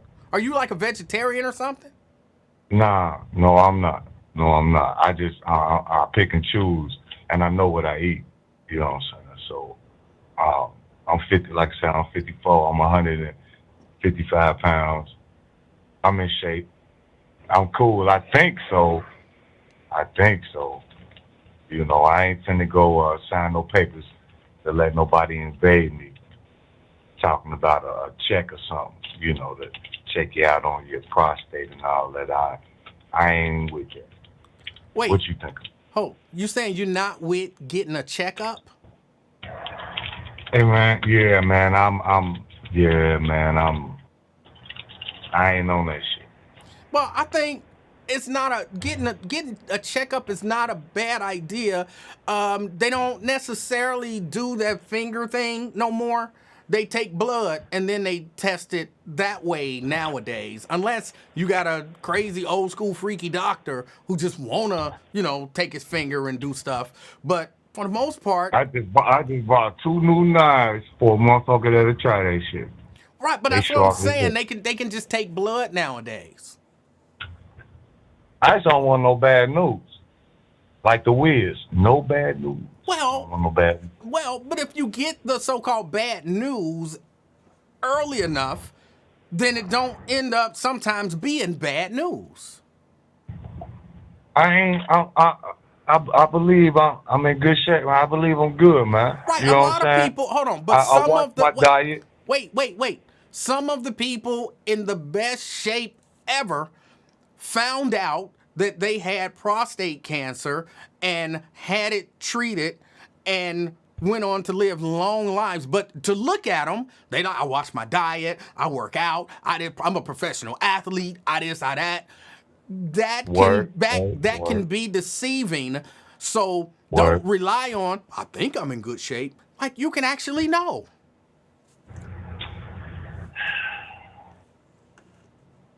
I got to get a doctor. I ain't got no motherfucking doctor, player. You might even be able to go to one of the health clinics and get tested. Get your PSA numbers. For what? Or Get tested for what? Or Get tested for what? get your PSA numbers to know, you know what I'm saying? Who? That's I don't know exactly what PSA stands for. It's not public service announcement, that's for sure. But to get the numbers, they have a range. They can take your blood and have an idea about the health of your prostate without, the whole digital I'd rather rectal go exam. to the dentist. I'd rather go to the dentist than to the doctor. But you could go to both. I don't understand what are you afraid?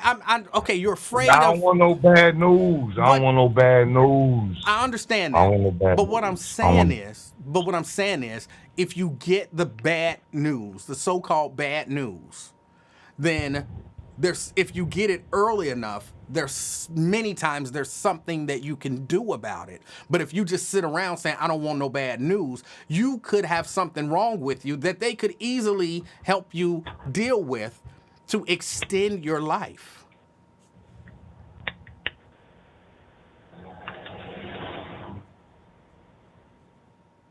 That's all. Look. I hear you. I hear you. Think about it. But hold on. Think about it like this. And I'm just kind of making this up, right? Respect. You making it up. But yeah. Nah, talk to me. Talk to me.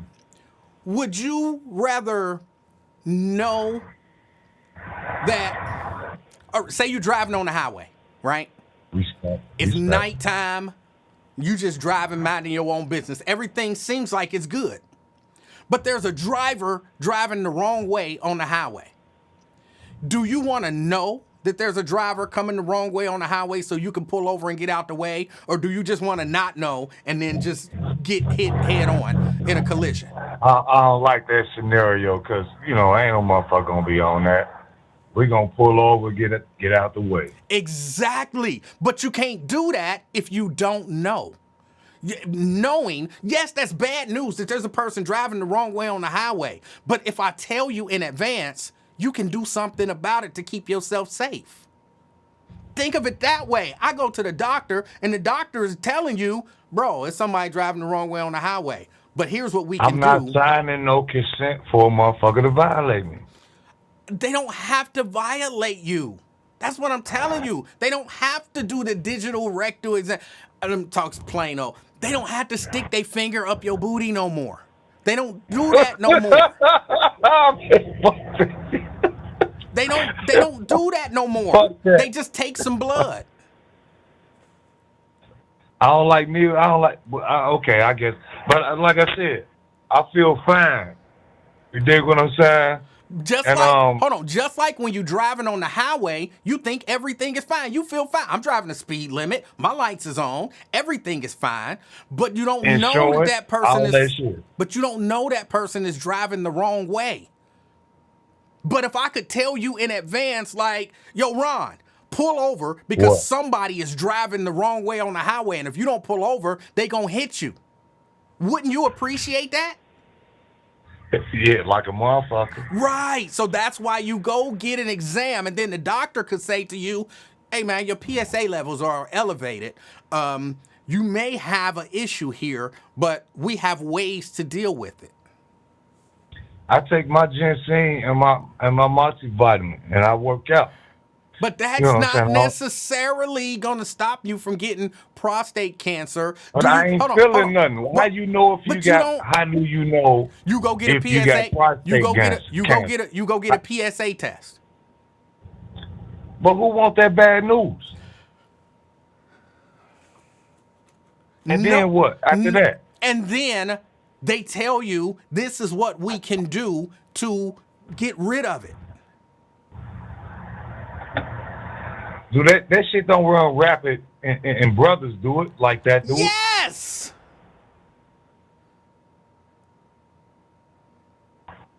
Yes!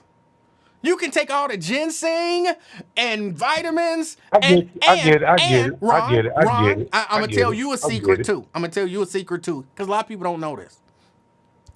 Even if you drink ginger ale, you could still get prostate cancer. That's what I got in the refrigerator. Right, you could still get prostate cancer. That is actually not medicine. It's not medicine. Now prostate cancer. Now, what the fuck is it? It's cancer of your prostate.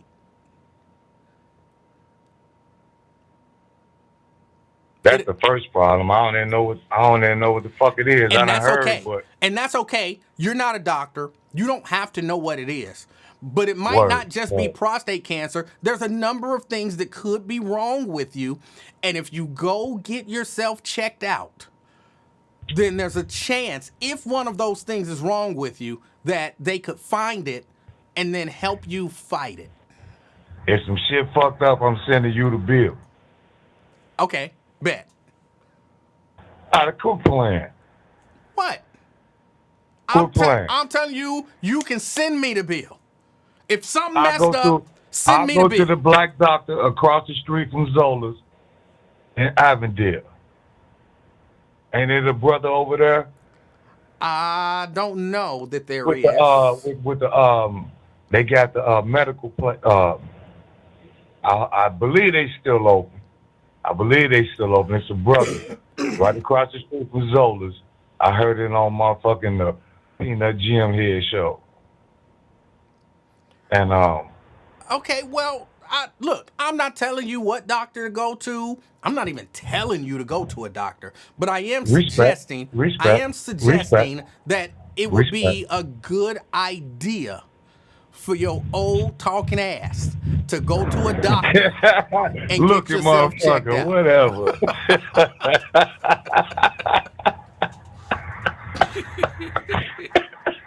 I'm just saying.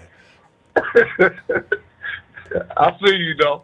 All right. I feel you though. I want you to get on that. Yeah, I want you to be healthy. I want you to be, I know you feel healthy and you do things to take care of yourself and make sure that you're healthy, but you can take it just one step further. Go get yourself checked out, and then that way you can be fairly certain that some of these issues you won't have. I don't know how I'm gonna know the motherfucker ain't lying.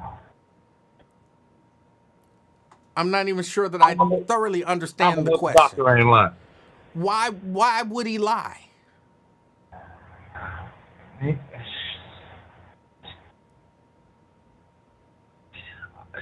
Money. What? Money. Oh, you're saying he might tell you that you have prostate cancer so that he can charge you to cure prostate cancer. I know I ain't got no cancer up in me. I ain't got none of that shit, how man. could you could not possibly know that. You can believe it, but you don't know that. That's why you get regular checkups and different tests to see. Okay, you're not a woman, Ron. You're not a hell nah. What? Hold on, let me my name? Let me get What's it out. my name? What's my name? You say your name is Ron. I'm guessing Ron. But hold on. All right, you cool with it. You good I'm saying you're not a woman. So this doesn't necessarily apply to you, but it's the same concept. There are women walking around who feel perfectly fine, perfectly healthy. They don't think there's anything wrong with them. They go to a doctor, they get a checkup when they haven't had it in years and find out they've got like stage 3, stage 4 breast cancer. But they didn't think that there was anything wrong with them. They felt healthy. They worked out. I've been through that. I've been through that with my ex-woman. Right. With my yeah. So you don't have to. But if you go I get yourself checked out on a regular basis, not saying that they can't miss something, because they could miss something, but you could catch something before it gets to a stage where they can't do anything to help you. That's all. Yeah, I guess that's just what it is then. All right. You know what I'm saying? I ain't gonna hold you up no more, Mr. E, man. Much respect. Much respect. Much respect. I'm blazing up this killer. All right. And I'm smoking one for the nation. Well, all right, Ron. 4. What's up? 4. There you go. You play too much. Look at motherfucker. It's 1. No, how you gonna tell me what mine is? Yours is 1. All right, then you ain't gotta raise your voice. Okay, it's cool. All right. So 4. That sounds corny as hell. It don't matter, bro. If I say you 4, pick another number like 7. It don't matter. If I say 4, you supposed to say what? 1. No. Okay. You supposed to say 4. If I say 4, you say 4. Just like that. That's the rule. You gave me the rule. Say what? You gave me the rule. You put me up on game. If you say 1, It's I say 1. Bruh. If you say 1, I say 1. If I say 4, you say 1. 4. Hey, you don't even listen to Eazy-E. You like Eazy-E? I've listened to some Eazy-E. All right. Hey, man, much respect, man. To you and your family, all praises, and much respect. 4. 1. You play too much. You probably eat Boston baked beans, don't you? No. The motherfuckers nasty as hell. I got the munchies. I'm thinking about candy. I'm finna get up out of here. All right. I'll holler. 4. Much respect, man. 4. He ain't gonna say it. You should. You told me the rule. If that's the rule, you got to follow the rule. You can't just go. I said 4 before you said 1. It's the rule. Follow the rule. But yeah, men, go get yourselves checked out. If you, and look, I'm doing all of this talking, and I'll be honest, I haven't had a checkup, I think, like a real checkup, in I think 2 years. I think the last time I went to the doctor was when I had that allergy thing, and then I was supposed to schedule something, my regular checkup, and I didn't. So I'm preaching to me as well. Go get a checkup. Get all the screenings and all of that kind of stuff. Just get it done. And if you don't want to hear the bad news, I don't know what to tell you. Go get it done. Ladies, go get it done. And it ain't just, it's all kind of stuff. Go get it done. I'm going to go get it done. And then back to the whole Taft Indian Hill thing. Yeah, that was dirty. It was dirty what they did. It was dirty the way they did it. I don't think it was just surprise. Like, they've been having games all year. They've been having people come into the visitors' locker room all year. How many police reports have they filed all year? They knew the damage was there. How many police reports have they filed all year? we're sorry to anyone who, if it seemed like that we gave out misleading information, and we're sorry. You ain't sorry. Y'all knew what y'all was doing. Y'all knew what y'all was doing. And my guess is, if J-Raj was, according to the story, J-Raj was the one who had the video. If J-Raj hadn't been there and somebody hadn't had that damage on video beforehand, CPS would be paying for that, and then those kids would be getting looked at by law enforcement for vandalism or something like that.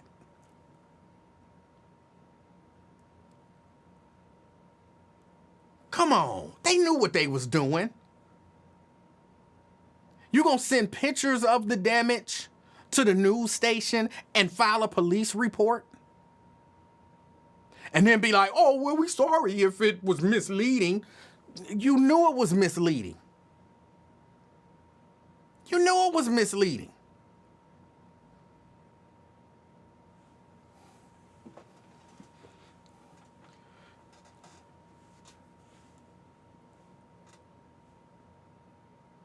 Y'all was gonna make CPS. It's Indian Hills.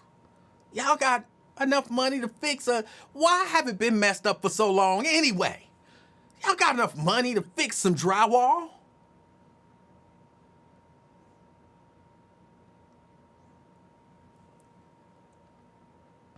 Mary said they thought they could get away with it. And they almost did if it wasn't for that pesky J-Raj and his little friends.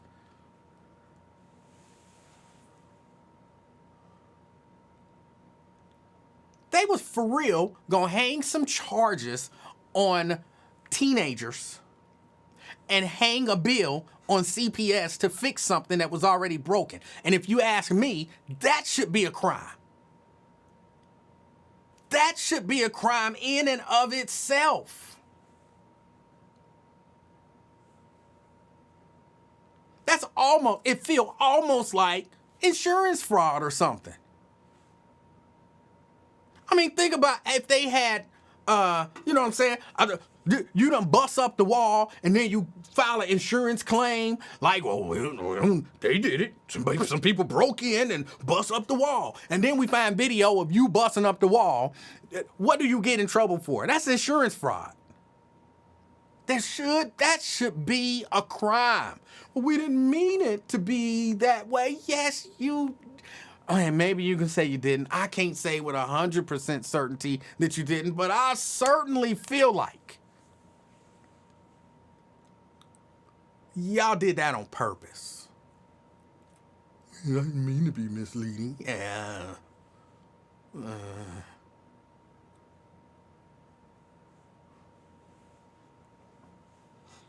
then, CPS don't know. They don't know. I mean, I imagine they should know. Like,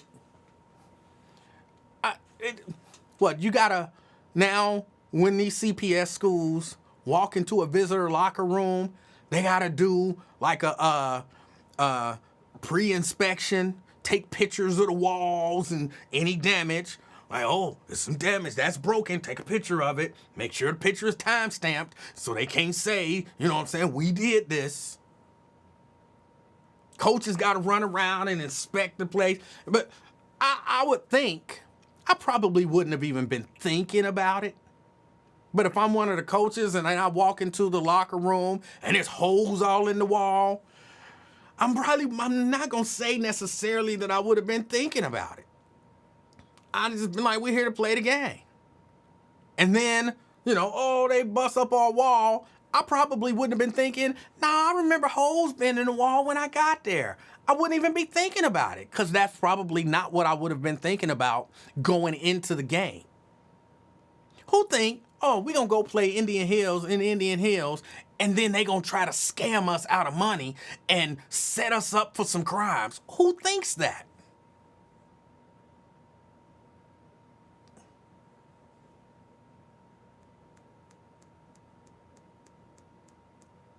Who thinks that? And again, all you got to do is say, they didn't use these words, but all you got to do is say, Those thugs came in here and tore up our stuff after they lost the game. They're poor sports. Because that's the way they was couching it. Like, this is poor sportsmanship. And of course, people was believing them. People were believing them.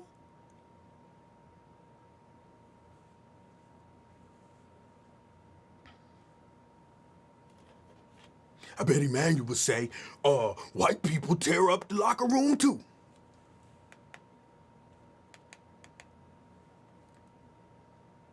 Yeah, that is what Emanuel would say. Because the locker room apparently was already tore up.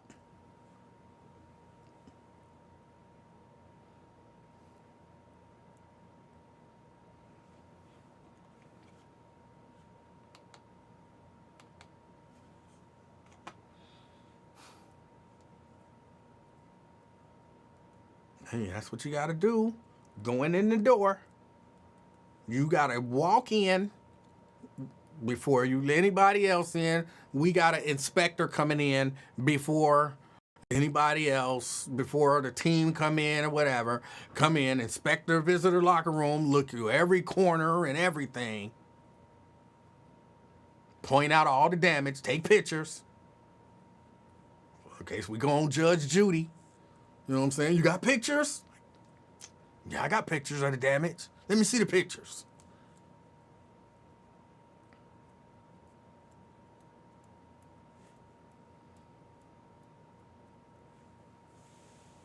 It's poor sportsmanship. Indian Hill. The team lost the game and then they tore up the locker room. News at 11. Yeah. So you spread that to the whole world, or at least to the whole city. And then you have people circulate it.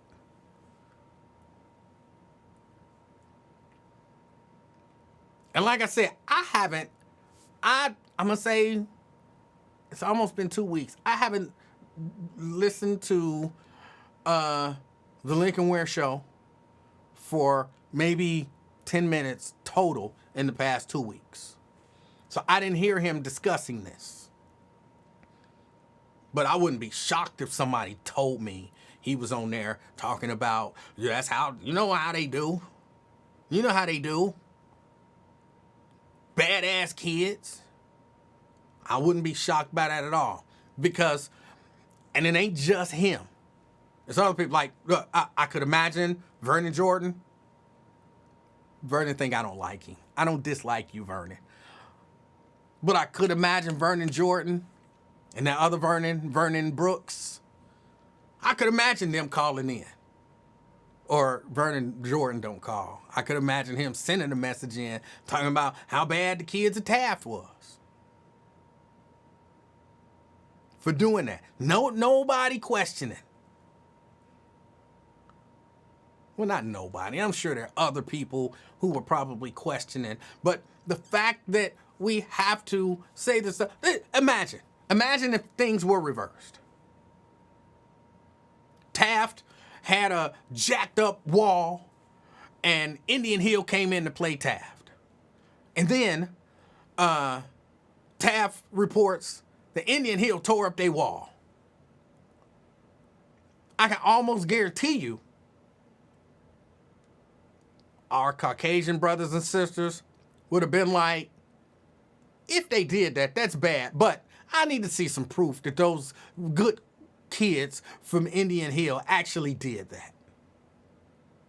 I need to hear some proof that this actually happened. How do we know that wall wasn't messed up before they got there? Because they be having this is a stereotype, because, you know, you have some people who don't, but they be having their kids back. They ask those questions, like, how do we know that that damage wasn't there before our kids got there?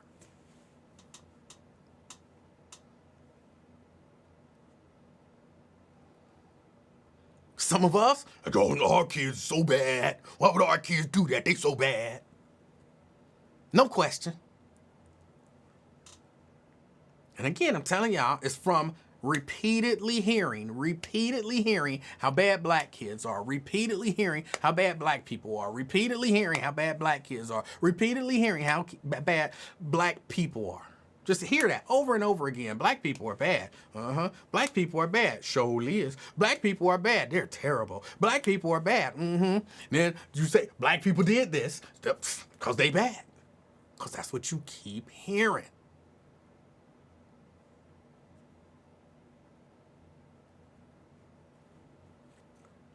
So you got that. And then I didn't get a chance to talk about this.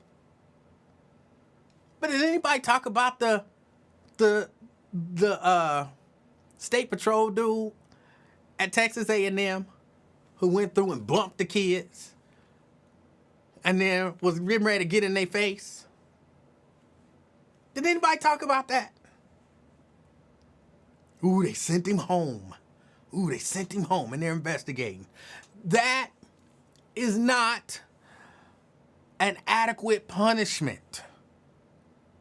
I know I'm asking too much, but when we see stuff like that from law enforcement, punishment should be swift and severe.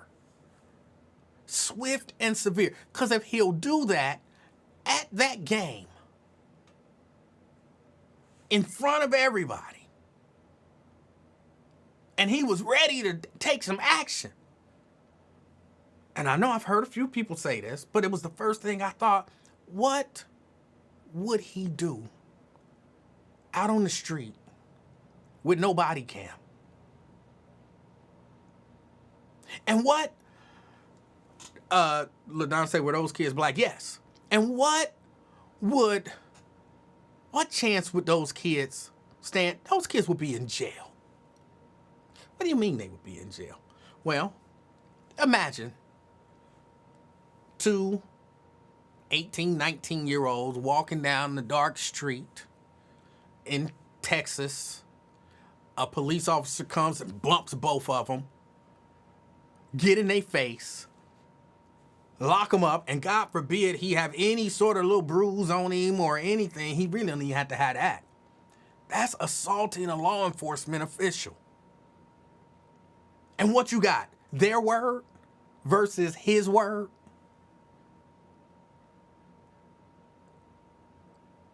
I was just minding my business, I was just minding my business, and they bumped me, tried to intimidate me. They assaulted me. So then I had to arrest them. And I know y'all, this is crazy. But I'm telling you, there's a thing when you know you didn't do anything wrong and they come grab you to arrest you. Your instinct is to, hold on, I didn't do nothing wrong. What you doing? That's resisting. Now they got you on resisting. And don't pull away a second time. Now it's resisting with violence. And don't, hit him while you pulling away, because now that's assault as well. Just for walking down the street. Just for walking down the street.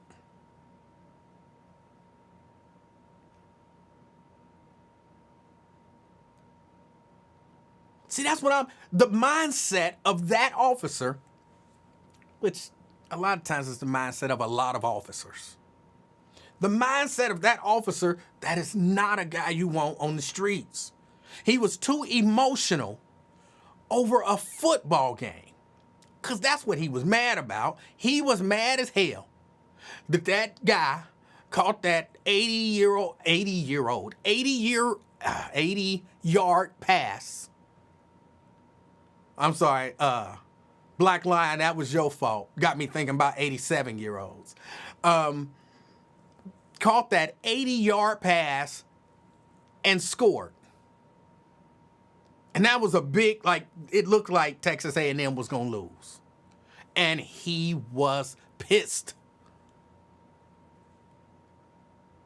He let himself get so emotional over a football game. What do you think he doing out in the street?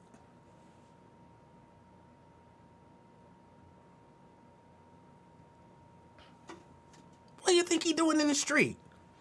And when I saw it, my fear was, Ain't nobody gonna say nothing about that. But that was so out of line. That was so out of line. Ain't nobody gonna say nothing about it. Everybody gonna, oh, he scored a touchdown. He went up in the tunnel and he grabbing his hamstring.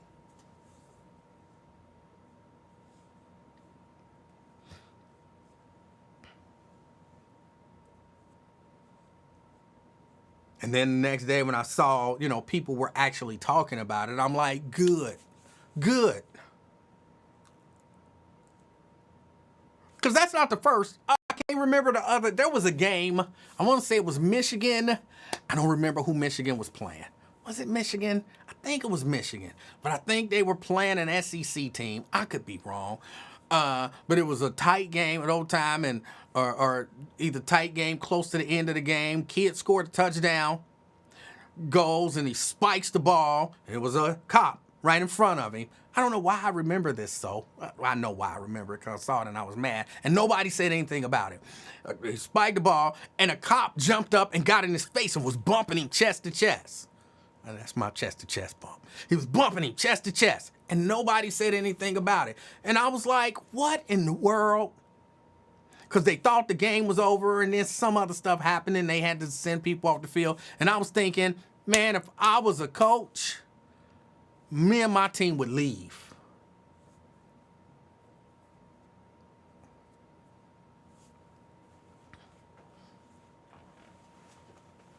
Me and my team would leave. And yeah, he wanted those guys to react.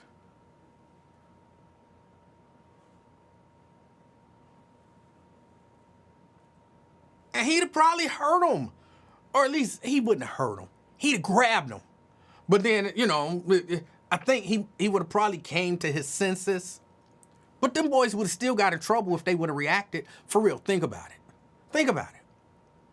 Picture that same scene, scores the 80-yard touchdown, runs, grabs his hamstring, runs up the tunnel. They coming out the tunnel. That cop bumps both of them, and one of them pushes that cop. That boy is at least suspended for a game. And then the cop probably gonna grab him or something like that. At least a game suspension. He's gonna face some consequences for reacting to, as I heard somebody just refer to him as, a bully with a badge. That guy should not be a law enforcement official anymore. He should not be a law enforcement official. And I'm watching it, and I was waiting for one of the announcers to say something like, ooh, that's out of line, or ooh, why did that happen? They just act like it didn't happen. Kept on with the game, which I don't know if that's professional or not. I know if I would have been there announcing, which I wouldn't, but if I would have been there announcing, I'd have been like, hey, what's that? What's going on over there? Why would that cop do that?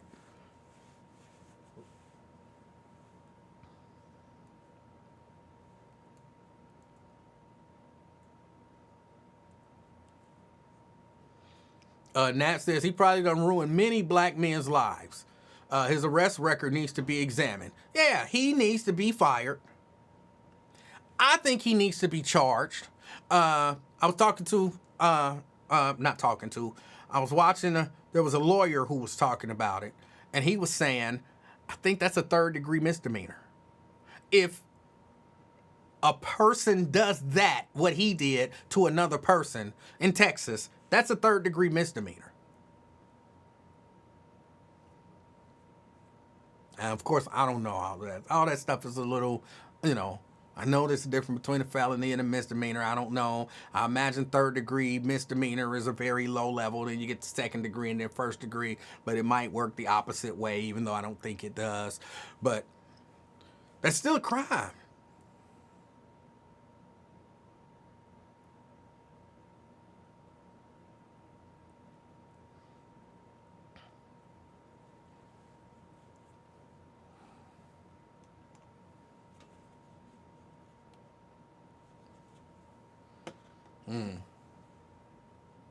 It's just crazy.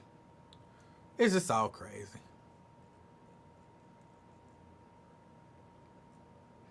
DeAndre said, if I was the player, I would have fell down, grabbing my shoulder, rolled all over the ground, get the ambulance. I'm sorry, the ambulance. Well, I could imagine them not thinking because they was caught off guard. Excuse me. They were caught off guard. They just minding their business, coming back down to, celebrating to get back on the sideline, and that happened, and you ain't really thinking about it, so you just keep moving.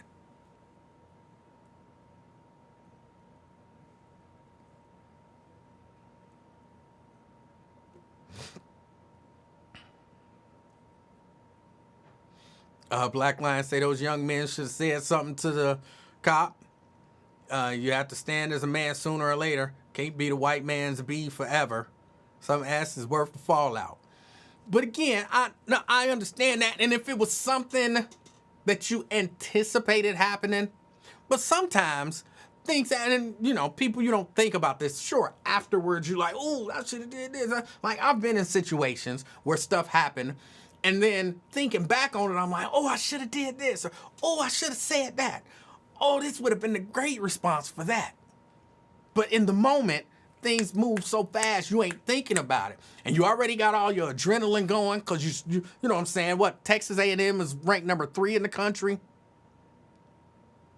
So we beating the number 3 team in the country and we whooping them. And we just scored this 80-yard touchdown to widen the gap. And now you know what I'm saying? We celebrate. Yeah. They like to pat each other on the head and pat each other on the butt. I never liked all of that. But yeah, they just celebrating and walking out of the tunnel. So they ain't thinking about it and they get bumped. And you like,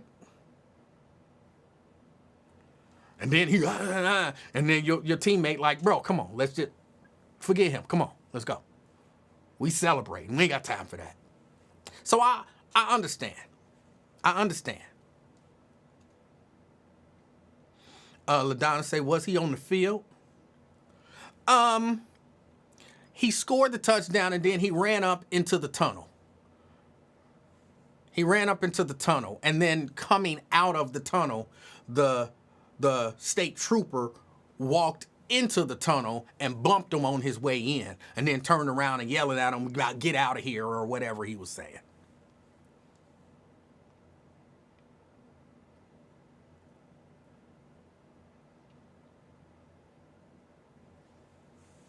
But yeah, nah, man, I just...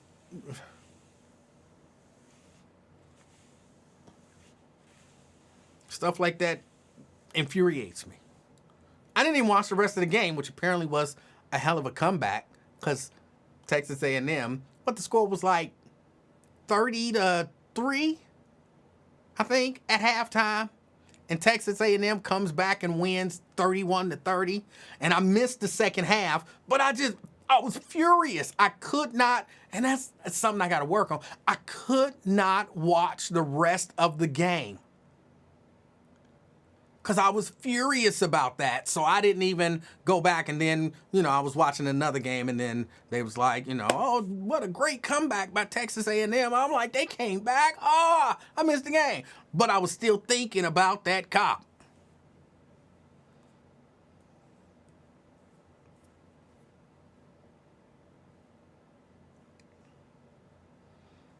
Yeah, 28 unanswered points. How do you give up 28 unanswered points? Just slow the game down. But, you gotta do what you gotta do. Gotta do what you gotta do, I guess. They played, they came back, they won. But I missed it because I just couldn't. I was too mad about it.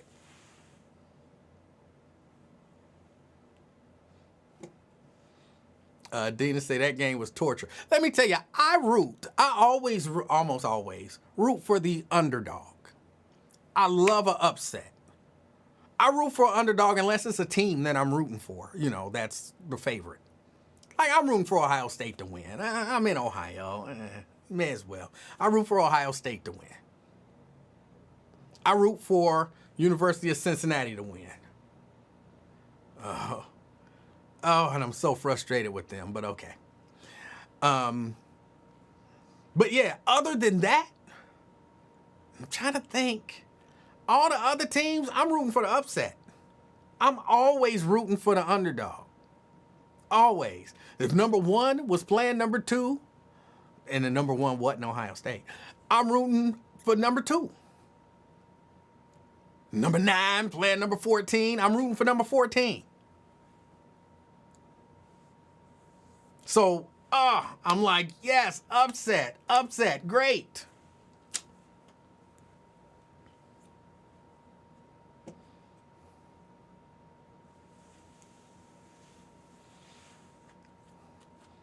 I like a good upset. But yeah, man, that cop, he should be fired and investigated. And I really do believe he should be charged. They won't do it. They won't do it. He would never be charged. He won't be fired. Even if they made the determination that they wanted him off the force, they would let him retire or resign. They wouldn't fire him. They wouldn't do it.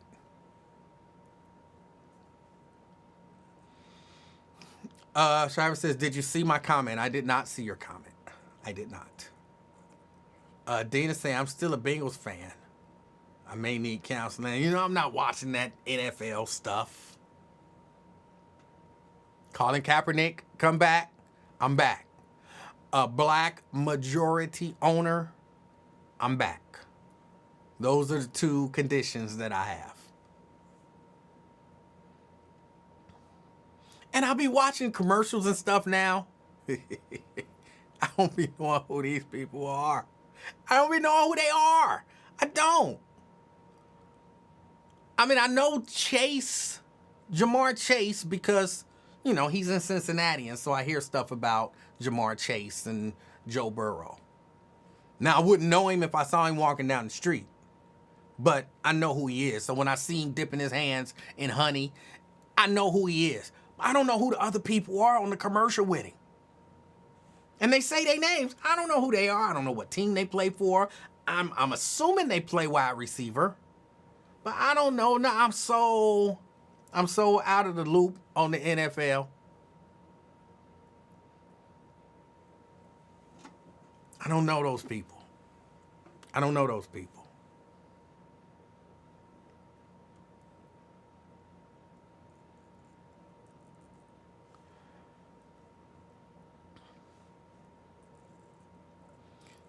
Jericho said Colin Kaepernick is fat now. He ain't coming back. I don't know about that. I'm not saying you're wrong. I'm saying I don't know that he is. I thought he was still in good shape, like literally still working out. As a matter of fact, I thought I heard a story that he worked out with Shedeur Sanders. So, yeah. Yeah.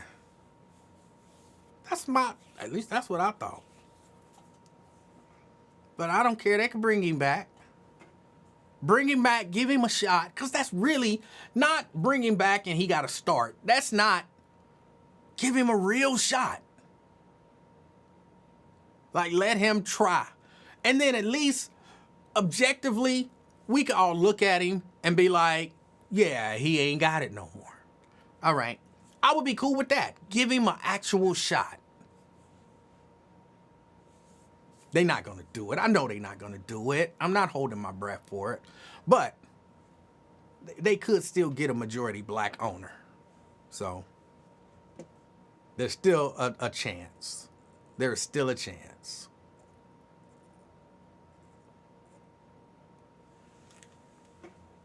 James says he get paid and agreed not to come back. You're so late. I don't think that's true.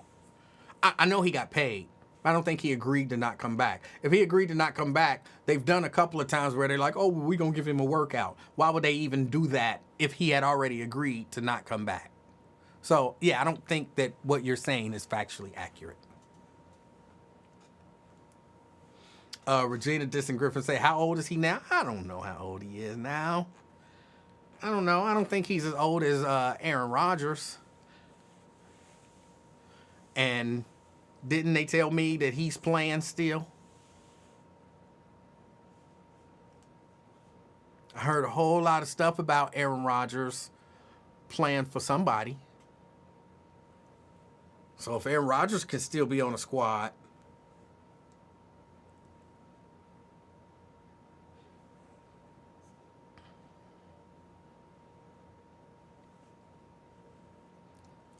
James says, have I ever said something that's not true? I'm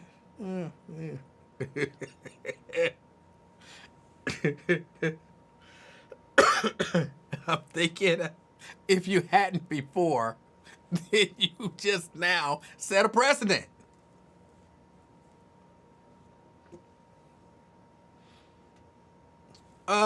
What else? There was something else that I wanted to discuss. The Indian Hills, and then I didn't even know that that update was coming. I'm still a little mad about that, but I just don't want to keep harping on it because all of the stuff that I could say about it's just foul and it's infuriating because these are grown, wealthy people playing with little kids' lives, with these teenage boys' lives for what? They playing with their lives for what? Oh man, you might be overselling it a little bit, playing with their lives.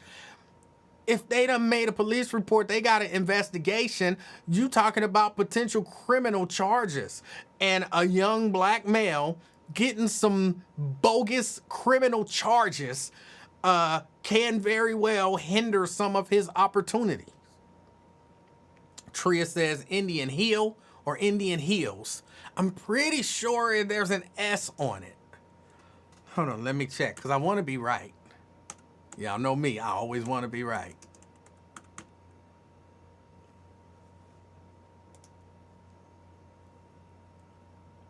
Okay, apparently there is no S. It's just Indian Hill. Okay.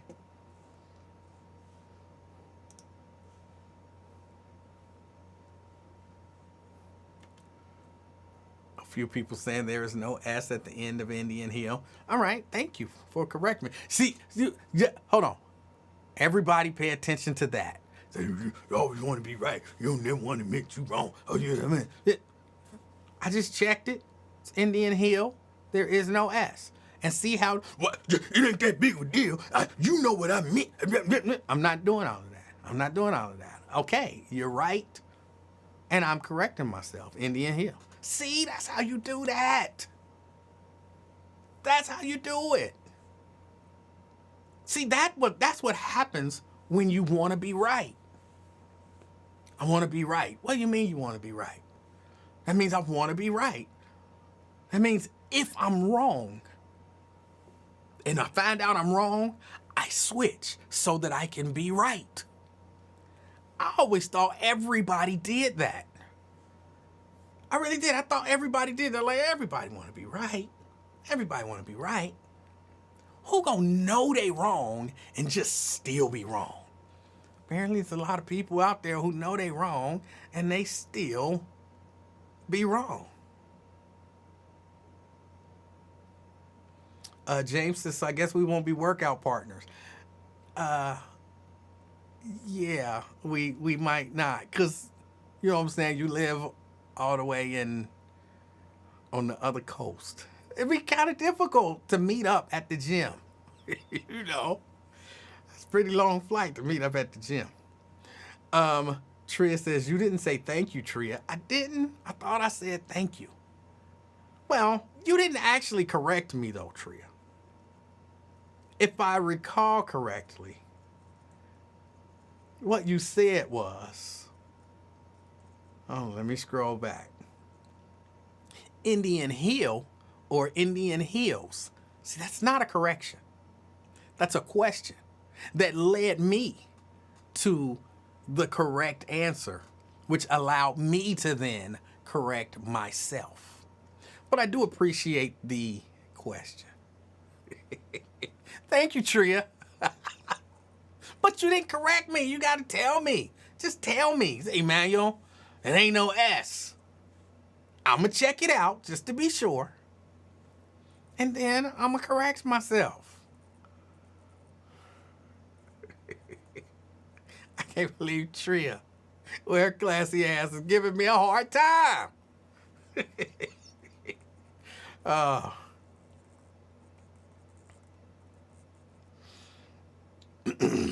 The police report says they weren't seeking criminal charges against anyone from Taft.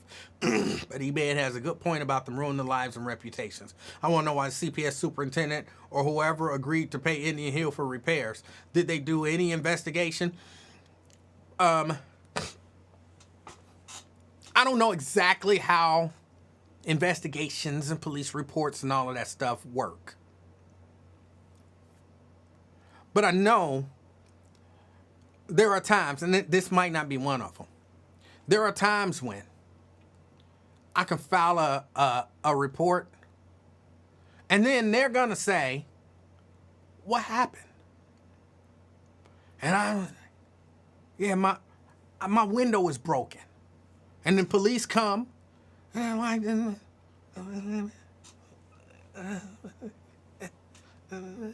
can I look inside? Who broke the window?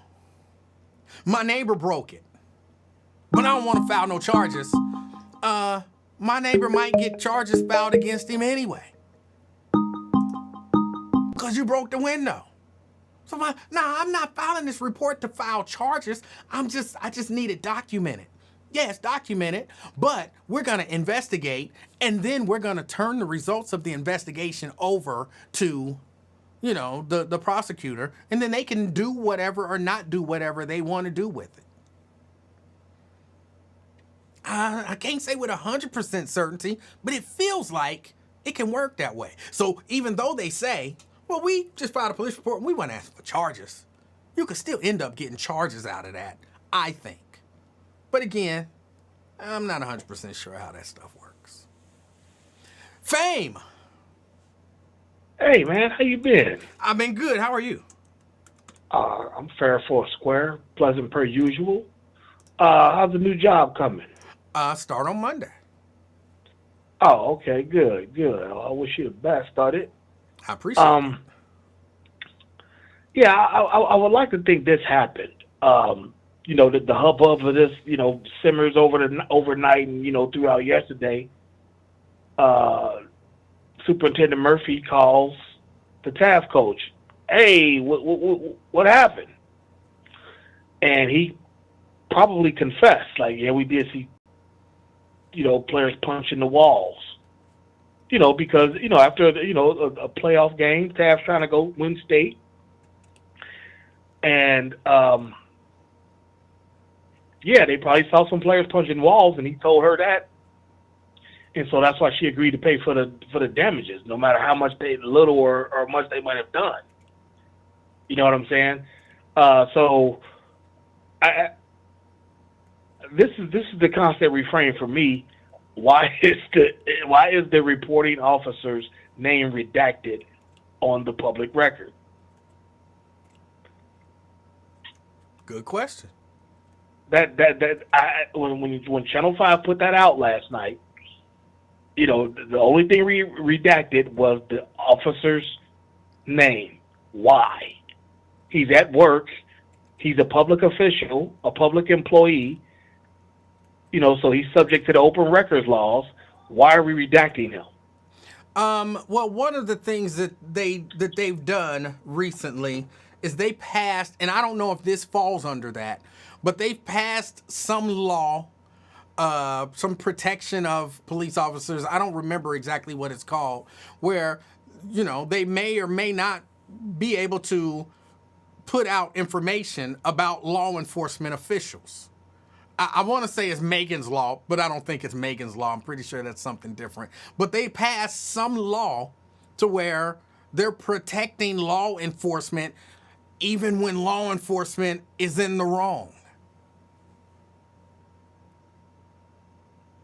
Oh, well, that law needs to be, they need to rescind that law and redo that. Because that just makes the whole situation look even more suspicious. Because if Indian Hill, obviously they just need it for insurance purposes. Yeah, we don't want to, have any body jammed up behind this legally. We just need this for insurance purposes. And they did file that on Saturday, the day after the game.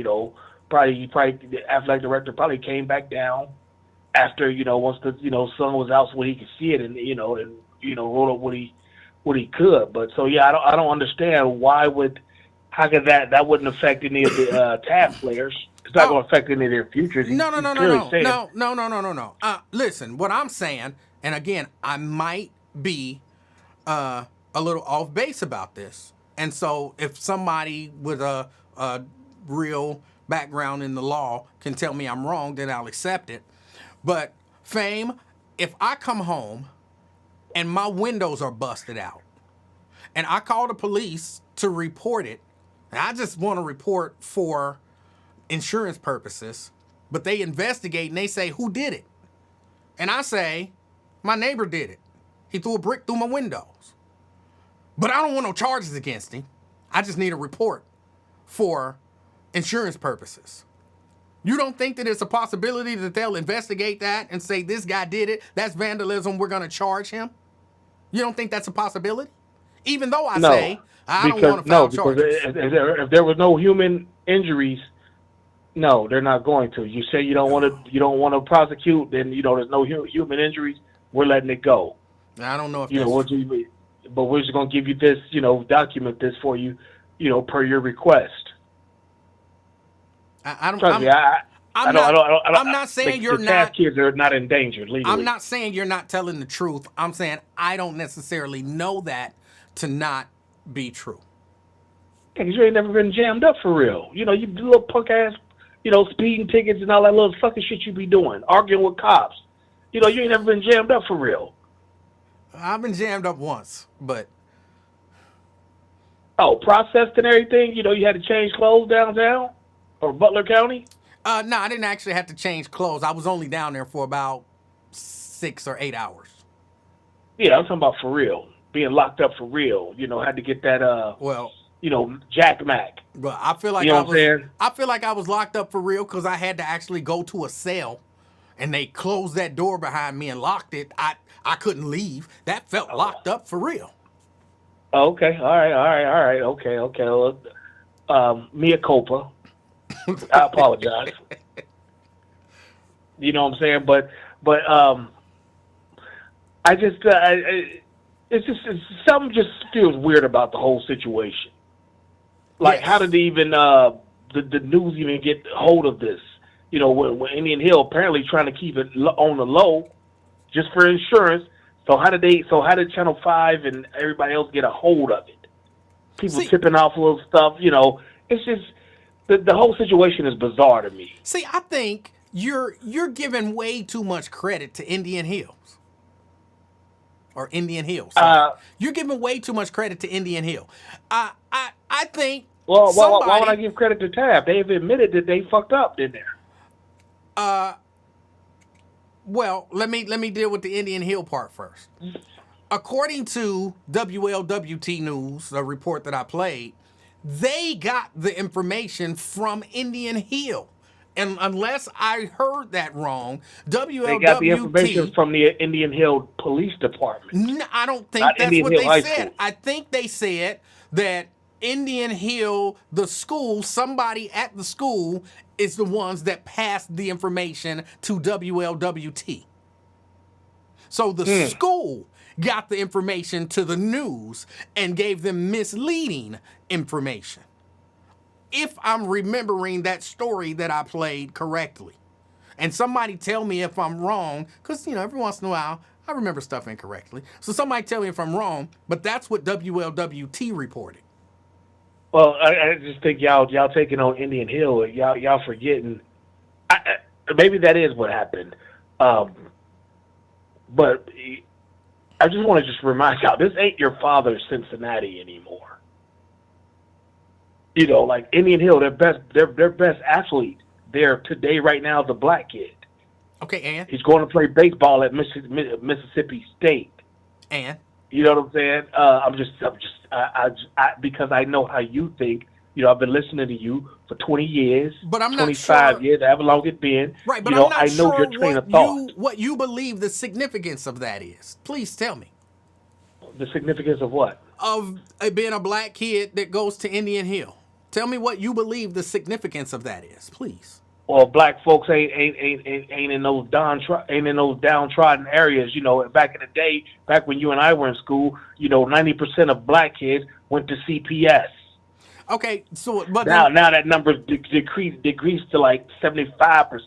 Okay, so this is just to help me understand the point that you're trying to make. It sounds like the point that you're trying to make is that if there's a black kid at the school, the administration can't have racial animosity or racist intentions. That's what it sounds like you're saying. Not at all. Only a man who was 5'4" would reach like he's 7'4" off of that information. Wait, you're reaching, son. Hold on. Please stop. All right, so then help me understand the point of you bringing up that a black kid plays for Indian Hill. I'm just simply saying because you come from that radio station. You know, that radio station, you know, has the same mantra since it first signed on back in 2000 or whatever, that only black people go to these schools. You know, I mean, hell, they don't even accept the fact that there's black people on the west side of Cincinnati, west side of Hamilton County.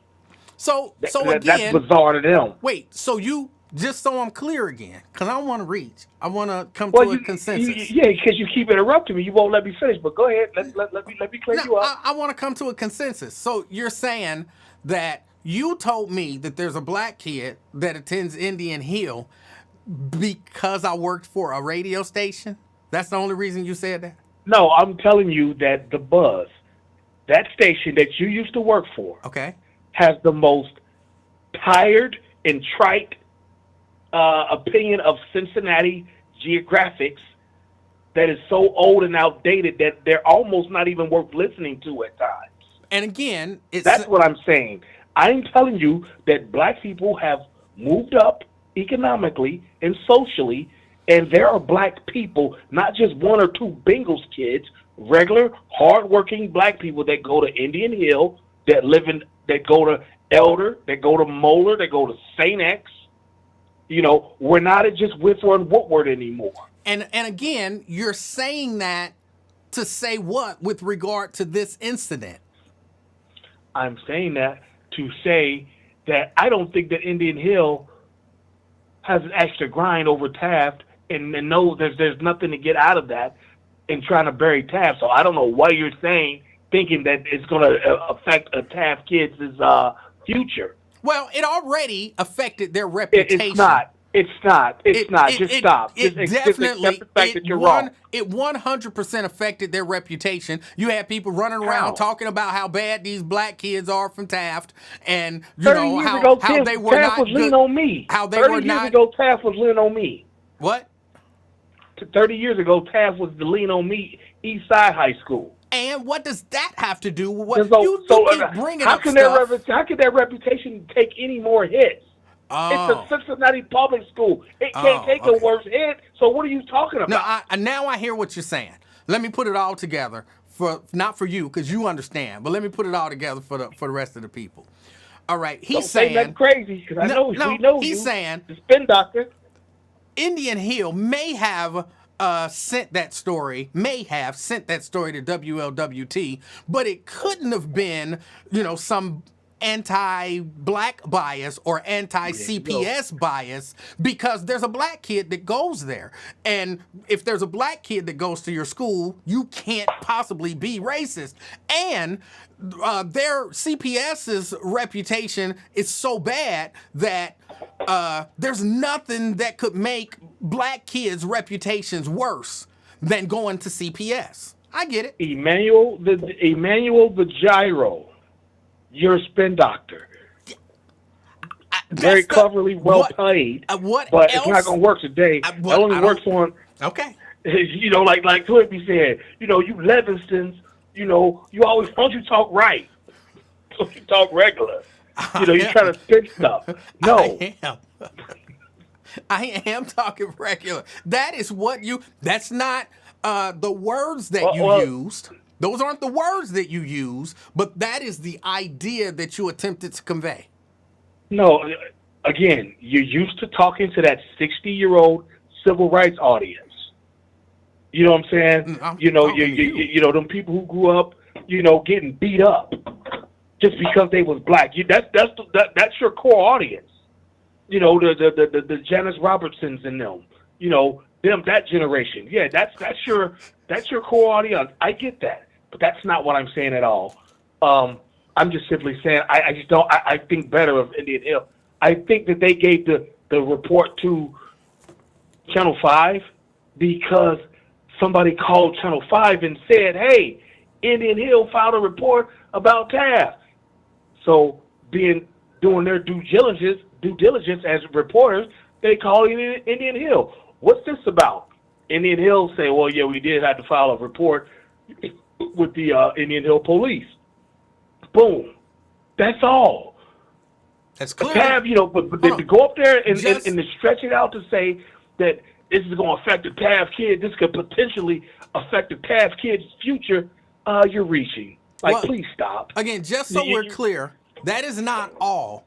Otherwise, they would not have come back and said, "We're sorry if what we reported to Channel 5 was what was the word? Misleading." Misconstrued? I think they said, I don't remember the exact words, but basically they said we misled people about what happened. And Who said we misled people? Indian Hill. Okay. I didn't see that, but okay. Hold on. I believe I'll take your word for it. I'll take your word for it. Well, I don't want you to take my word. Hold on. No, I believe you. No, because real quick. In the effort of moving up. I can find the statement. Because I don't want you to take my word. I want you to understand that what I'm saying is true. And on behalf of oh, come on, stop it. Pause.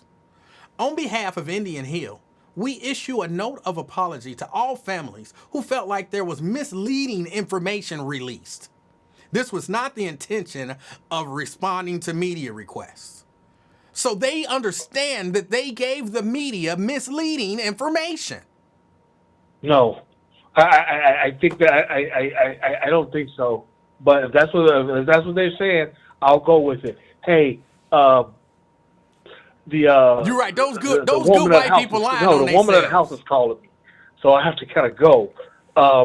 But hey, it's always a pleasure. We'll finish this another day because I got some very strong opinions about this situation. I understand, and those good white people is lying on themselves, and I should be ashamed of myself. Maybe they are. That's not what I said, but you want to twist it up like that. You know what I'm saying? That's pretty low of you. I expect better. Somebody who's been around here for 25 years. Being in media, I think that's pretty low down of you. I agree. Those were not the words that you used. Just the idea that you were trying to convey. No. You're better than this. But hey, it's always a pleasure regardless. We'll try this again some other day soon. But until then, just remember, I'm the camera of Cincinnati. I blow up the negatives so that people can see the bigger picture. Oh! All right. That was Fame. I think I accurately captured the idea that he was trying to convey to the people. I think I encapsulated it pretty good.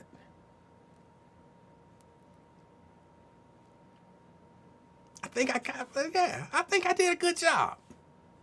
I'm pretty sure that was the point he was trying. Why else would you bring up, they got an athlete over there that's black at Indian Hill? Okay, and you're saying that to say... I'm just saying it because you was at the radio station. No, you saying it to say that they could not have some racial intentions because they got a black athlete. Stop it. We not stupid. Well, most of us ain't. One or two might not be that bright, but the majority of us, we not stupid. We get what you was trying to say. We get it.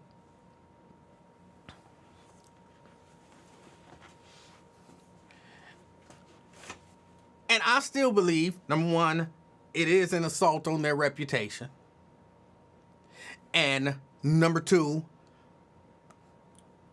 I would have to talk to like an actual attorney who says to me, Emanuel, it is impossible for any Taft student to have been charged if Indian Hill reported to the police that they damaged their property, but they did not want to file charges. It's impossible. It's a legal impossibility for a Taft student to have been charged. Then I'll take their word for it. But they would have to say there was 0% chance. It was a legal impossibility for a single Taft student to be charged with anything. Vandalism, anything of that sort. I just don't believe it's a legal impossibility. But I'm not, that's okay. Maybe it is. Carolyn said, why you got fame sounding like a slave? I'm just saying what he said. I'm just saying what he said. And he did kind of sound a little bit, you know what I'm saying? He sounded a little bit like, Master can't be no racist because he's got some of us in the house. You think Master would be racist and have one of us in the house? Master's son feeds off a black woman's breast. He can't be racist. Really? He can't be? Because he suck a black woman titty. Like, you could still be racist and suck a black woman titty. You could still be racist, and I'm not saying that Indian Hill is. But I'm saying you could be and have a black kid play on your team. Or even have a whole black team and still be racist. What team was it? I want to say it was, they tell me, Alabama and Paul Bear Bryant. Either it was Alabama and Paul Bear Bryant or Adolph Rupp. Black team with some blacks on it came in and trounced them. And then they said, I got to give me some of them niggas on my team. But they didn't have a A, they had the hard R. They whooped our tail. We got to get some of them niggers on our team. But they not racist. But they had blacks on their team. What you mean? They had black people on their team. That don't necessarily mean that you're not racist because you got black people. Ooh, I want to take advantage of what I perceive to be the athletic superiority of black people. Therefore, I can't be racist. Come on, fame. And again, I'm not saying that they are, but that doesn't mean that they're not. It's like saying, Strom Thurmond ain't no racist. How you know Strom Thurmond ain't no racist? Because he had a baby with a black woman.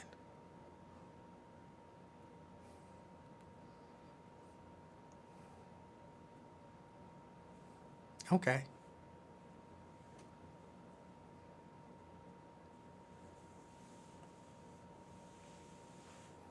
David Harris says, Alabama coach, Paul Bear Bryant.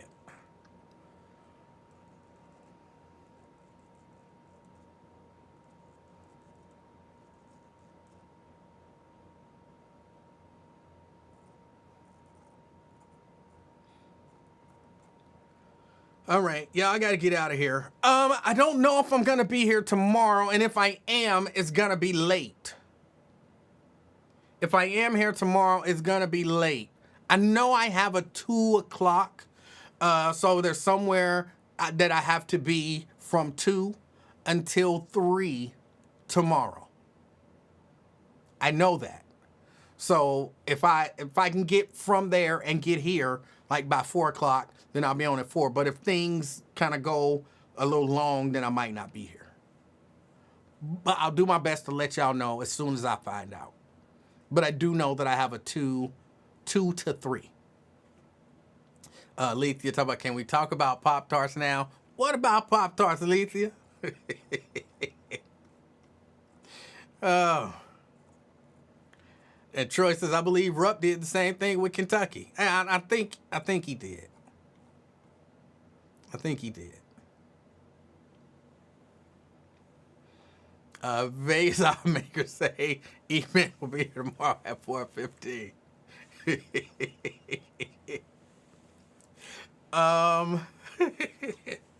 But yeah, no, I do. I have a 2 to 3. I'll tell y'all about how everything went down. Oh.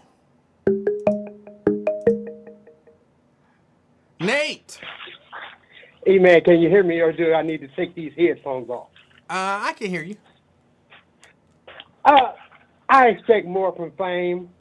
I'm a little disappointed in his call, in his commentary, in his train of thought. All right. Clearly, Indian Hill apologized. They weren't apologizing for nothing. They were apologizing for misleading the media, and the media did exactly what they wanted them to do, which is to tarnish the reputations of these young black kids. Now, here's how I sort of disagree with where you're going with this. It don't have to be about criminal for it to be damaging to a young person. You know, they've got all these, what do you call the deal where even high school kids can go get paid? They can go get the agents. The get paid, NIL deals. Say it again? NIL, name, image, likeness deals. Yeah. So I don't know if that applies to any of the Taft football team, but I believe they are undefeated this season. So there is, of course, a possibility that with them being in a city with many rich corporations, many rich people, many rich business owners, that maybe them individually or their team could have been in line for some sort of a sponsorship, some sort of a money deal. And if not in high school, then when they go on to college. But if I'm the business owner and you were part of a team that went into Indian Hill and you tore up their locker room, which was the original, allegation, I might have second or third thoughts about whether or not to give you that money. Especially if, imagine, and of course, yeah, this is a little far-fetched, but if it's down to two people, one from the successful Taft team and one from the successful Indian Hill team. But I was leaning towards the Taft team until that locker room incident. So it's not just criminal, it's also financial, it's reputational, and, my last thing is, and again, this is another far-fetched idea, but I was thinking about it while I was back in the backyard working and listening to you.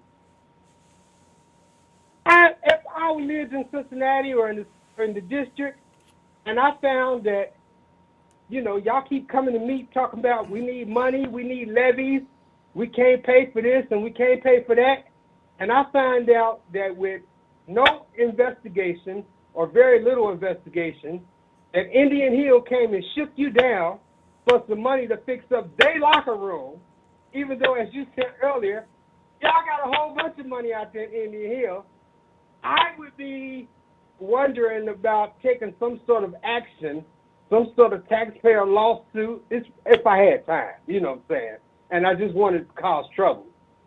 I don't see how I would be okay with you taking money out of my pocket, giving it to Indian Hill with no questions asked, no investigation. I would probably be at least threatening, at least sending you a strongly worded letter threatening to take some sort of a legal action, because that's just not right. You don't take from I had called the radio and said that this was a real life battle of the haves versus the have-nots.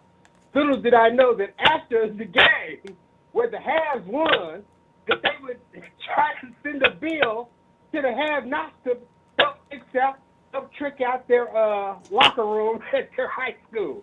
It's unbelievable. I just wanted to add that. Come on, Fame, you can do better. I expect more from you. And so with that, It's been nice. Congratulations on the new job. Hold on. One quick question before you go. You said you called the radio, and you said this was a case of the haves and the have-nots. The person that you was talking to, did they get all giddy and excited thinking about Tyler Perry when you said that? I'm just curious. I don't remember. Oh, okay. I cannot say accurately whether that happened or not. But if you don't have any shows between now and Thanksgiving, which is a real life chance, I want to wish all your listeners a happy Thanksgiving, and hopefully I'll see you at Thanksgiving dinner if we don't go down to Alabama, which I think we are going to. All right. All right, E-Man, you got any questions for me? No, I'm just about to get up out of here and go do some stuff. It was only right that you did an extended show today, considering we've been missing you all these days. So I'm kind of thinking about objecting to you leaving now, even though it's 7 o'clock. You probably owe us at least another hour or so to make up for lost time. I'll see what I can do. Hey, good talking to you. All right, talk to you later. Peace. Alethea. Can you hear me? I do. Okay. I want to know what the hell is your problem. I think too much.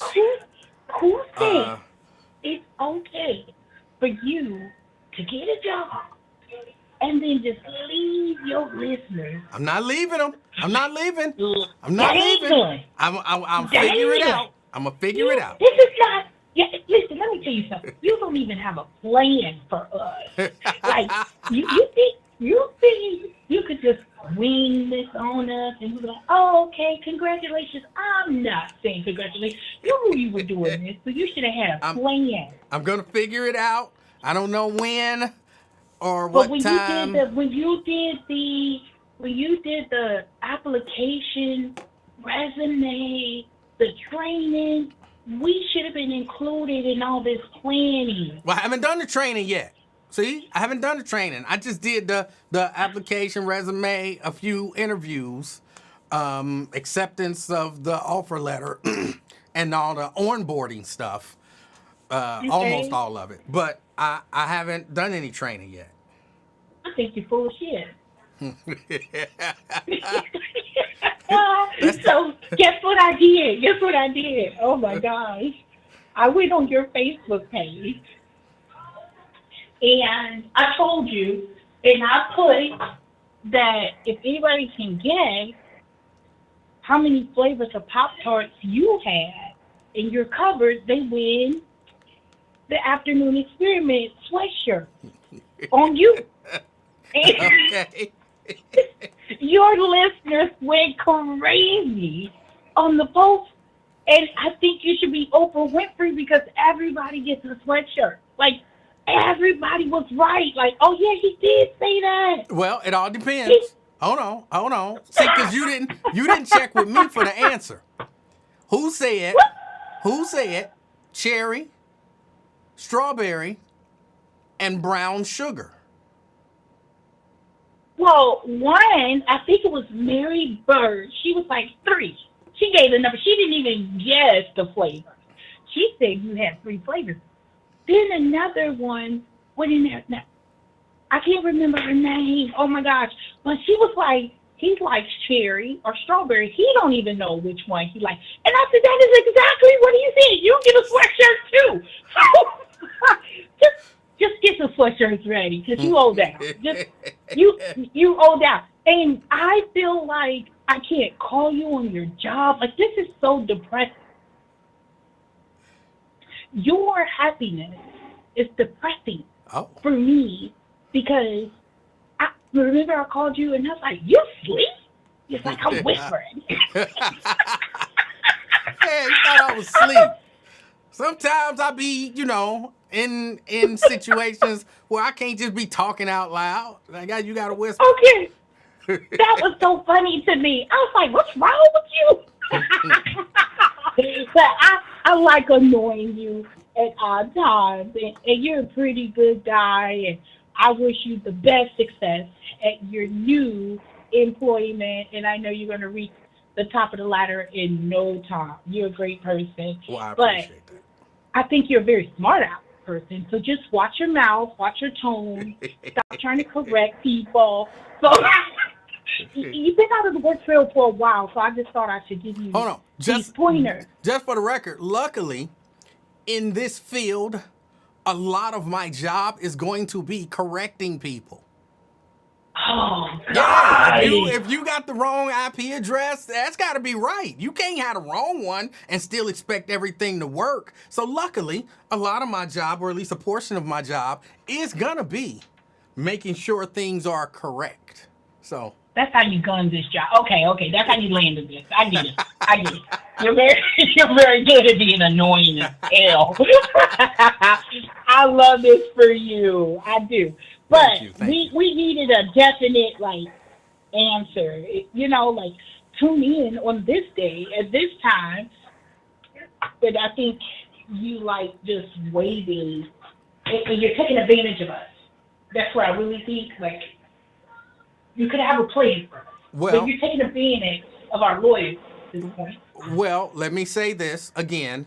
I'm not 100% sure. I'm not going away because I enjoy y'all. I like talking to y'all and interacting with y'all. So I'm not going away. But timing will have to be moved and or adjusted. Okay. I know Miss Livingston is excited for you. She gets to pack your lunch and leave you a note and stuff. You might want to call her and tell her to do that.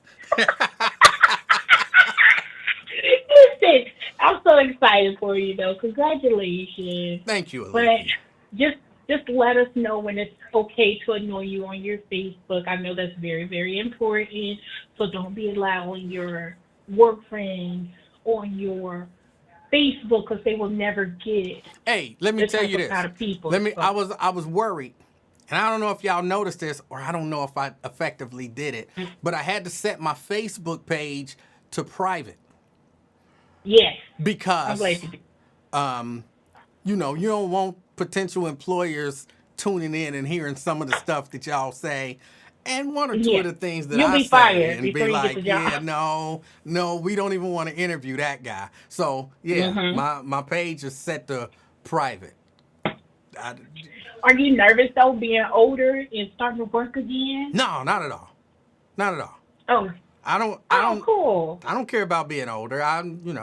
Work is work. You do what you got to do.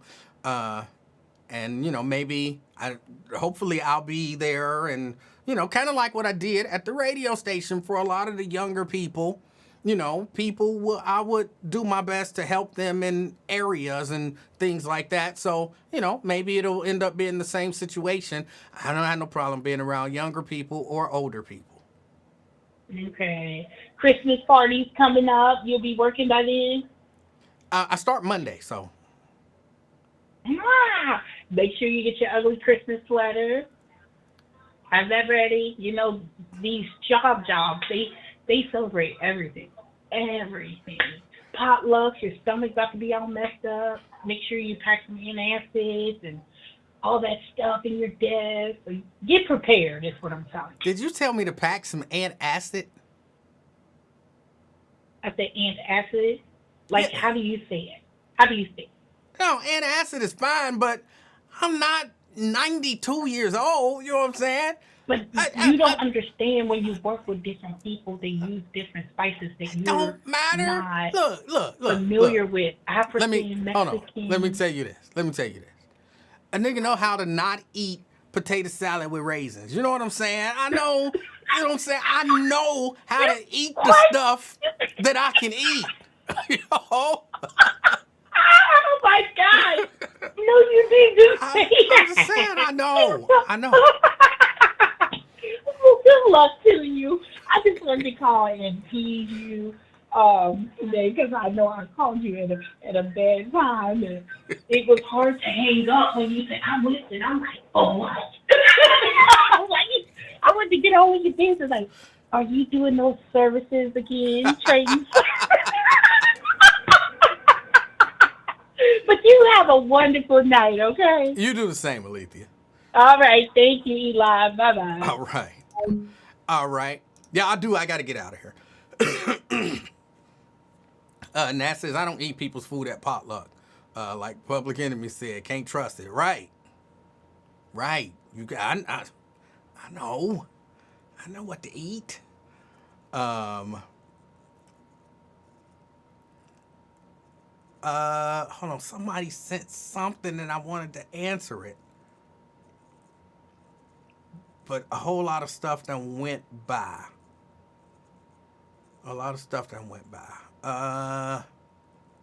E-Man, give away more free hoodies. I don't know that I've ever given away free hoodies. But I might give away like free t-shirts or something like that. Hoodies ain't cheap. You do not see radio stations and TV stations, for the most part, giving away hoodies as you know, swag or, you know, whatever they call it, promotional items. You don't see that. So I might do some t-shirts. I might do a batch of t-shirts, even though I don't know, you know, in all reality, who wants an Afternoon Experiment t-shirt, you know, and I'm not saying that like to be humble or nothing like that, but realistically speaking, who want a daggone Afternoon Experiment t-shirt? I know people will take anything free, so I'm not saying nobody would take it. But people ain't running around like, well, I want an Afternoon Experiment t-shirt. You know what I'm saying? It's just not something that's happening. But I'll think about printing out some t-shirts. Even though giving them out, how would I give out t-shirts? Because I'm not mailing t-shirts out to people. So, you know what I'm saying? People will have to pick them up. And y'all not coming to my house. Y'all not coming to my house. So, in terms of, I would have to be out somewhere. And I'll meet me here. And I don't know. I'll give it some thought.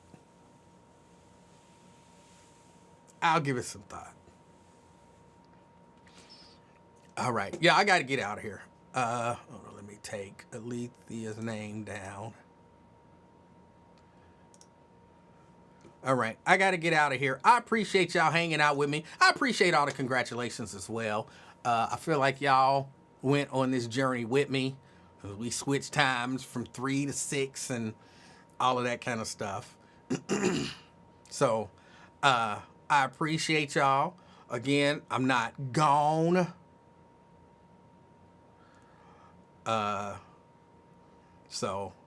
Crystal says, we purchased the shirts, didn't we? Yes, it was for a cause, but it was also about the show.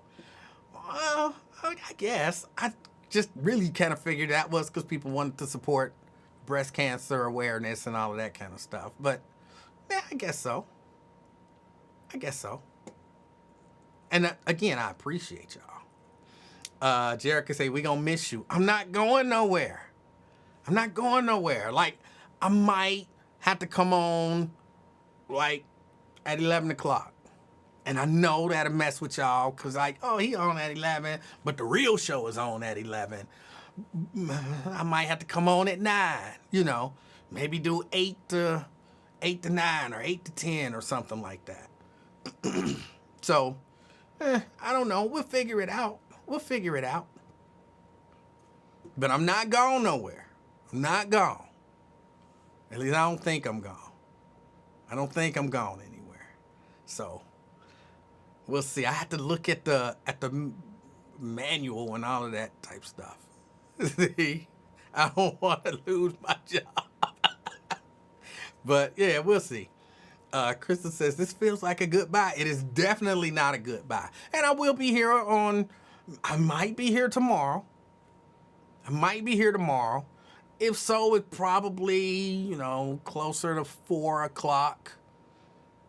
And I might be here. I think I'm like 85% certain that I'll be here on Friday as well. So, yeah. So we will see what happens. Let me get ready to get out of here. Jerika. Okay, so I'm saying this in advance that my voice is just coming back, so I know I sound crazy. So I'm just prefacing that. But You need to stop smoking that stuff. Huh? Nothing. Shut your mouth.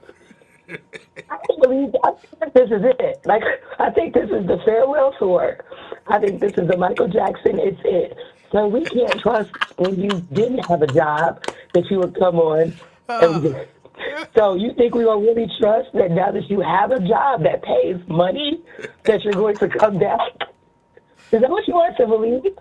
Like, you leave us sitting in the window thinking you're going to come and pick us up and you never show. You understand me? You understand how that feels for us? I'm telling you, it's as if we are addicts. We are on your page.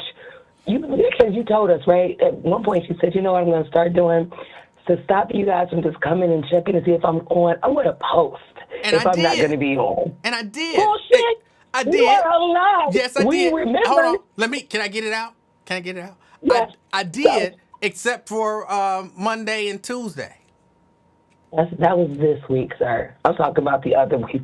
Sir, I probably can count on one hand when you really posted when you are going to come on. And trust me, at least me, Sierra, Dina, I know the daughter, DeAndre also, we are there checking to see, restarting, see if that little green fucking dot is on your face to say that you're there. Then it goes from the green dot to he's been gone for 15 minutes to he's been gone for 4 hours. Like, he's not coming, guys. He's not coming. We're all there, though. I know we probably check your page up until 5 o'clock. And we're like, if he ain't here by 5, we don't think he's coming. Like, we are really hurt. So you have to be gentle with us. And the way you just yanked this Band-Aid off, I'm a bit offended. Because I think this is it. What? I wasn't even going to call in because my voice sounds so fucking crazy. But I think this is it. I feel like this is goodbye, farewell. So, all right. So if I come on tomorrow and Friday, then what do I get? If I'm not telling the truth, and I come on tomorrow and Friday, then y'all should be sending me money then, right? Yeah, we told you to set up. We told you to set up a GoFundMe a long time ago. I truly believe the people that you have here would contribute because we're just those kind of people. Now you got some that won't. They'll just sit idly by. But I think for the most part, because we know you're unemployed at that time. You was unemployed. You needed some money. I don't want you out there like Alethea was talking about exchanging services. We don't want you to go that low. So we would have given you a little bit of money, $5 here, $5 there. But the way that you're doing this to us right now, it hurts. It's like the end of a friendship. We've been here for years. Well, it shouldn't hurt because I will still be here. We don't believe you. Okay? You know what? The proof is in the pudding. We'll see what happens. Yeah, that's it. Because we can't even trust that you're going to be here for the remainder of the week. And you ain't even working yet. So, I don't know if you got to buy a uniform. You got to buy a uniform. Huh? The polo. You got to buy a uniform? No, I don't have to buy a uniform. Dress casual. Okay. I mean business casual. Good deal. Business casual. Okay. So what is it that you have to do tomorrow and Friday that would keep you from being able to come on? Well, I have a meeting tomorrow. It's not a meeting. I have a thing tomorrow from 2 to 3. I'll tell you about it when I get back from the thing. So I have a thing tomorrow from 2 to 3. It's downtown. And as long as I'm out of there by 3, then I should be home by 4. And then I'll go on. And Friday, as of right now, I don't have anything. So, yeah, that's that. Okay. Well, okay. Again, I won't hang my hat on it. I'll just say I'll see you around. Because I don't think someone. You can say right now, I'll be on Friday at 4 o'clock, guys. I'll see you then. And then on Friday at 3:30, we're there lurking. 4 o'clock lurking. Green dot goes off. and then it's like 13 hours later. Like, you know, but I'm happy for you. I'm very happy for you. I think we're all happy for you. We just see that this door is coming to a close and this chapter is over. But we're hopeful. I appreciate the congratulations and the happy for me and all of that kind of stuff. I really do. Right. Okay. Well, I bid you adieu. 27. 27.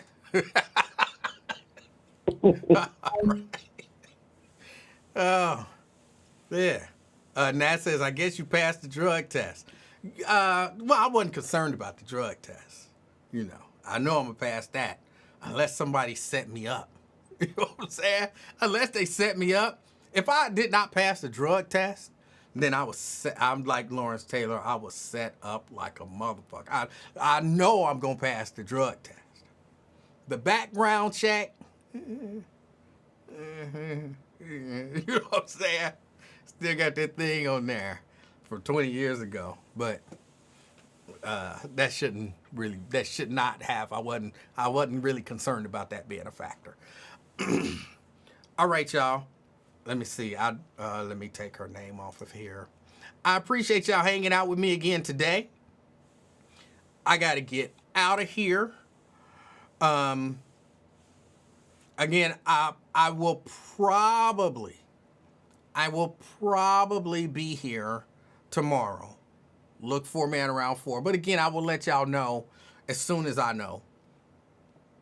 And I plan on being here on Friday. At least as of right now, I don't have anything that I have to do on Friday. So we'll see what happens. I guess that's about it. As always, enjoy the rest of your evening. And be the reason that somebody smiles this evening. Till next time. I'm out, y'all. Peace.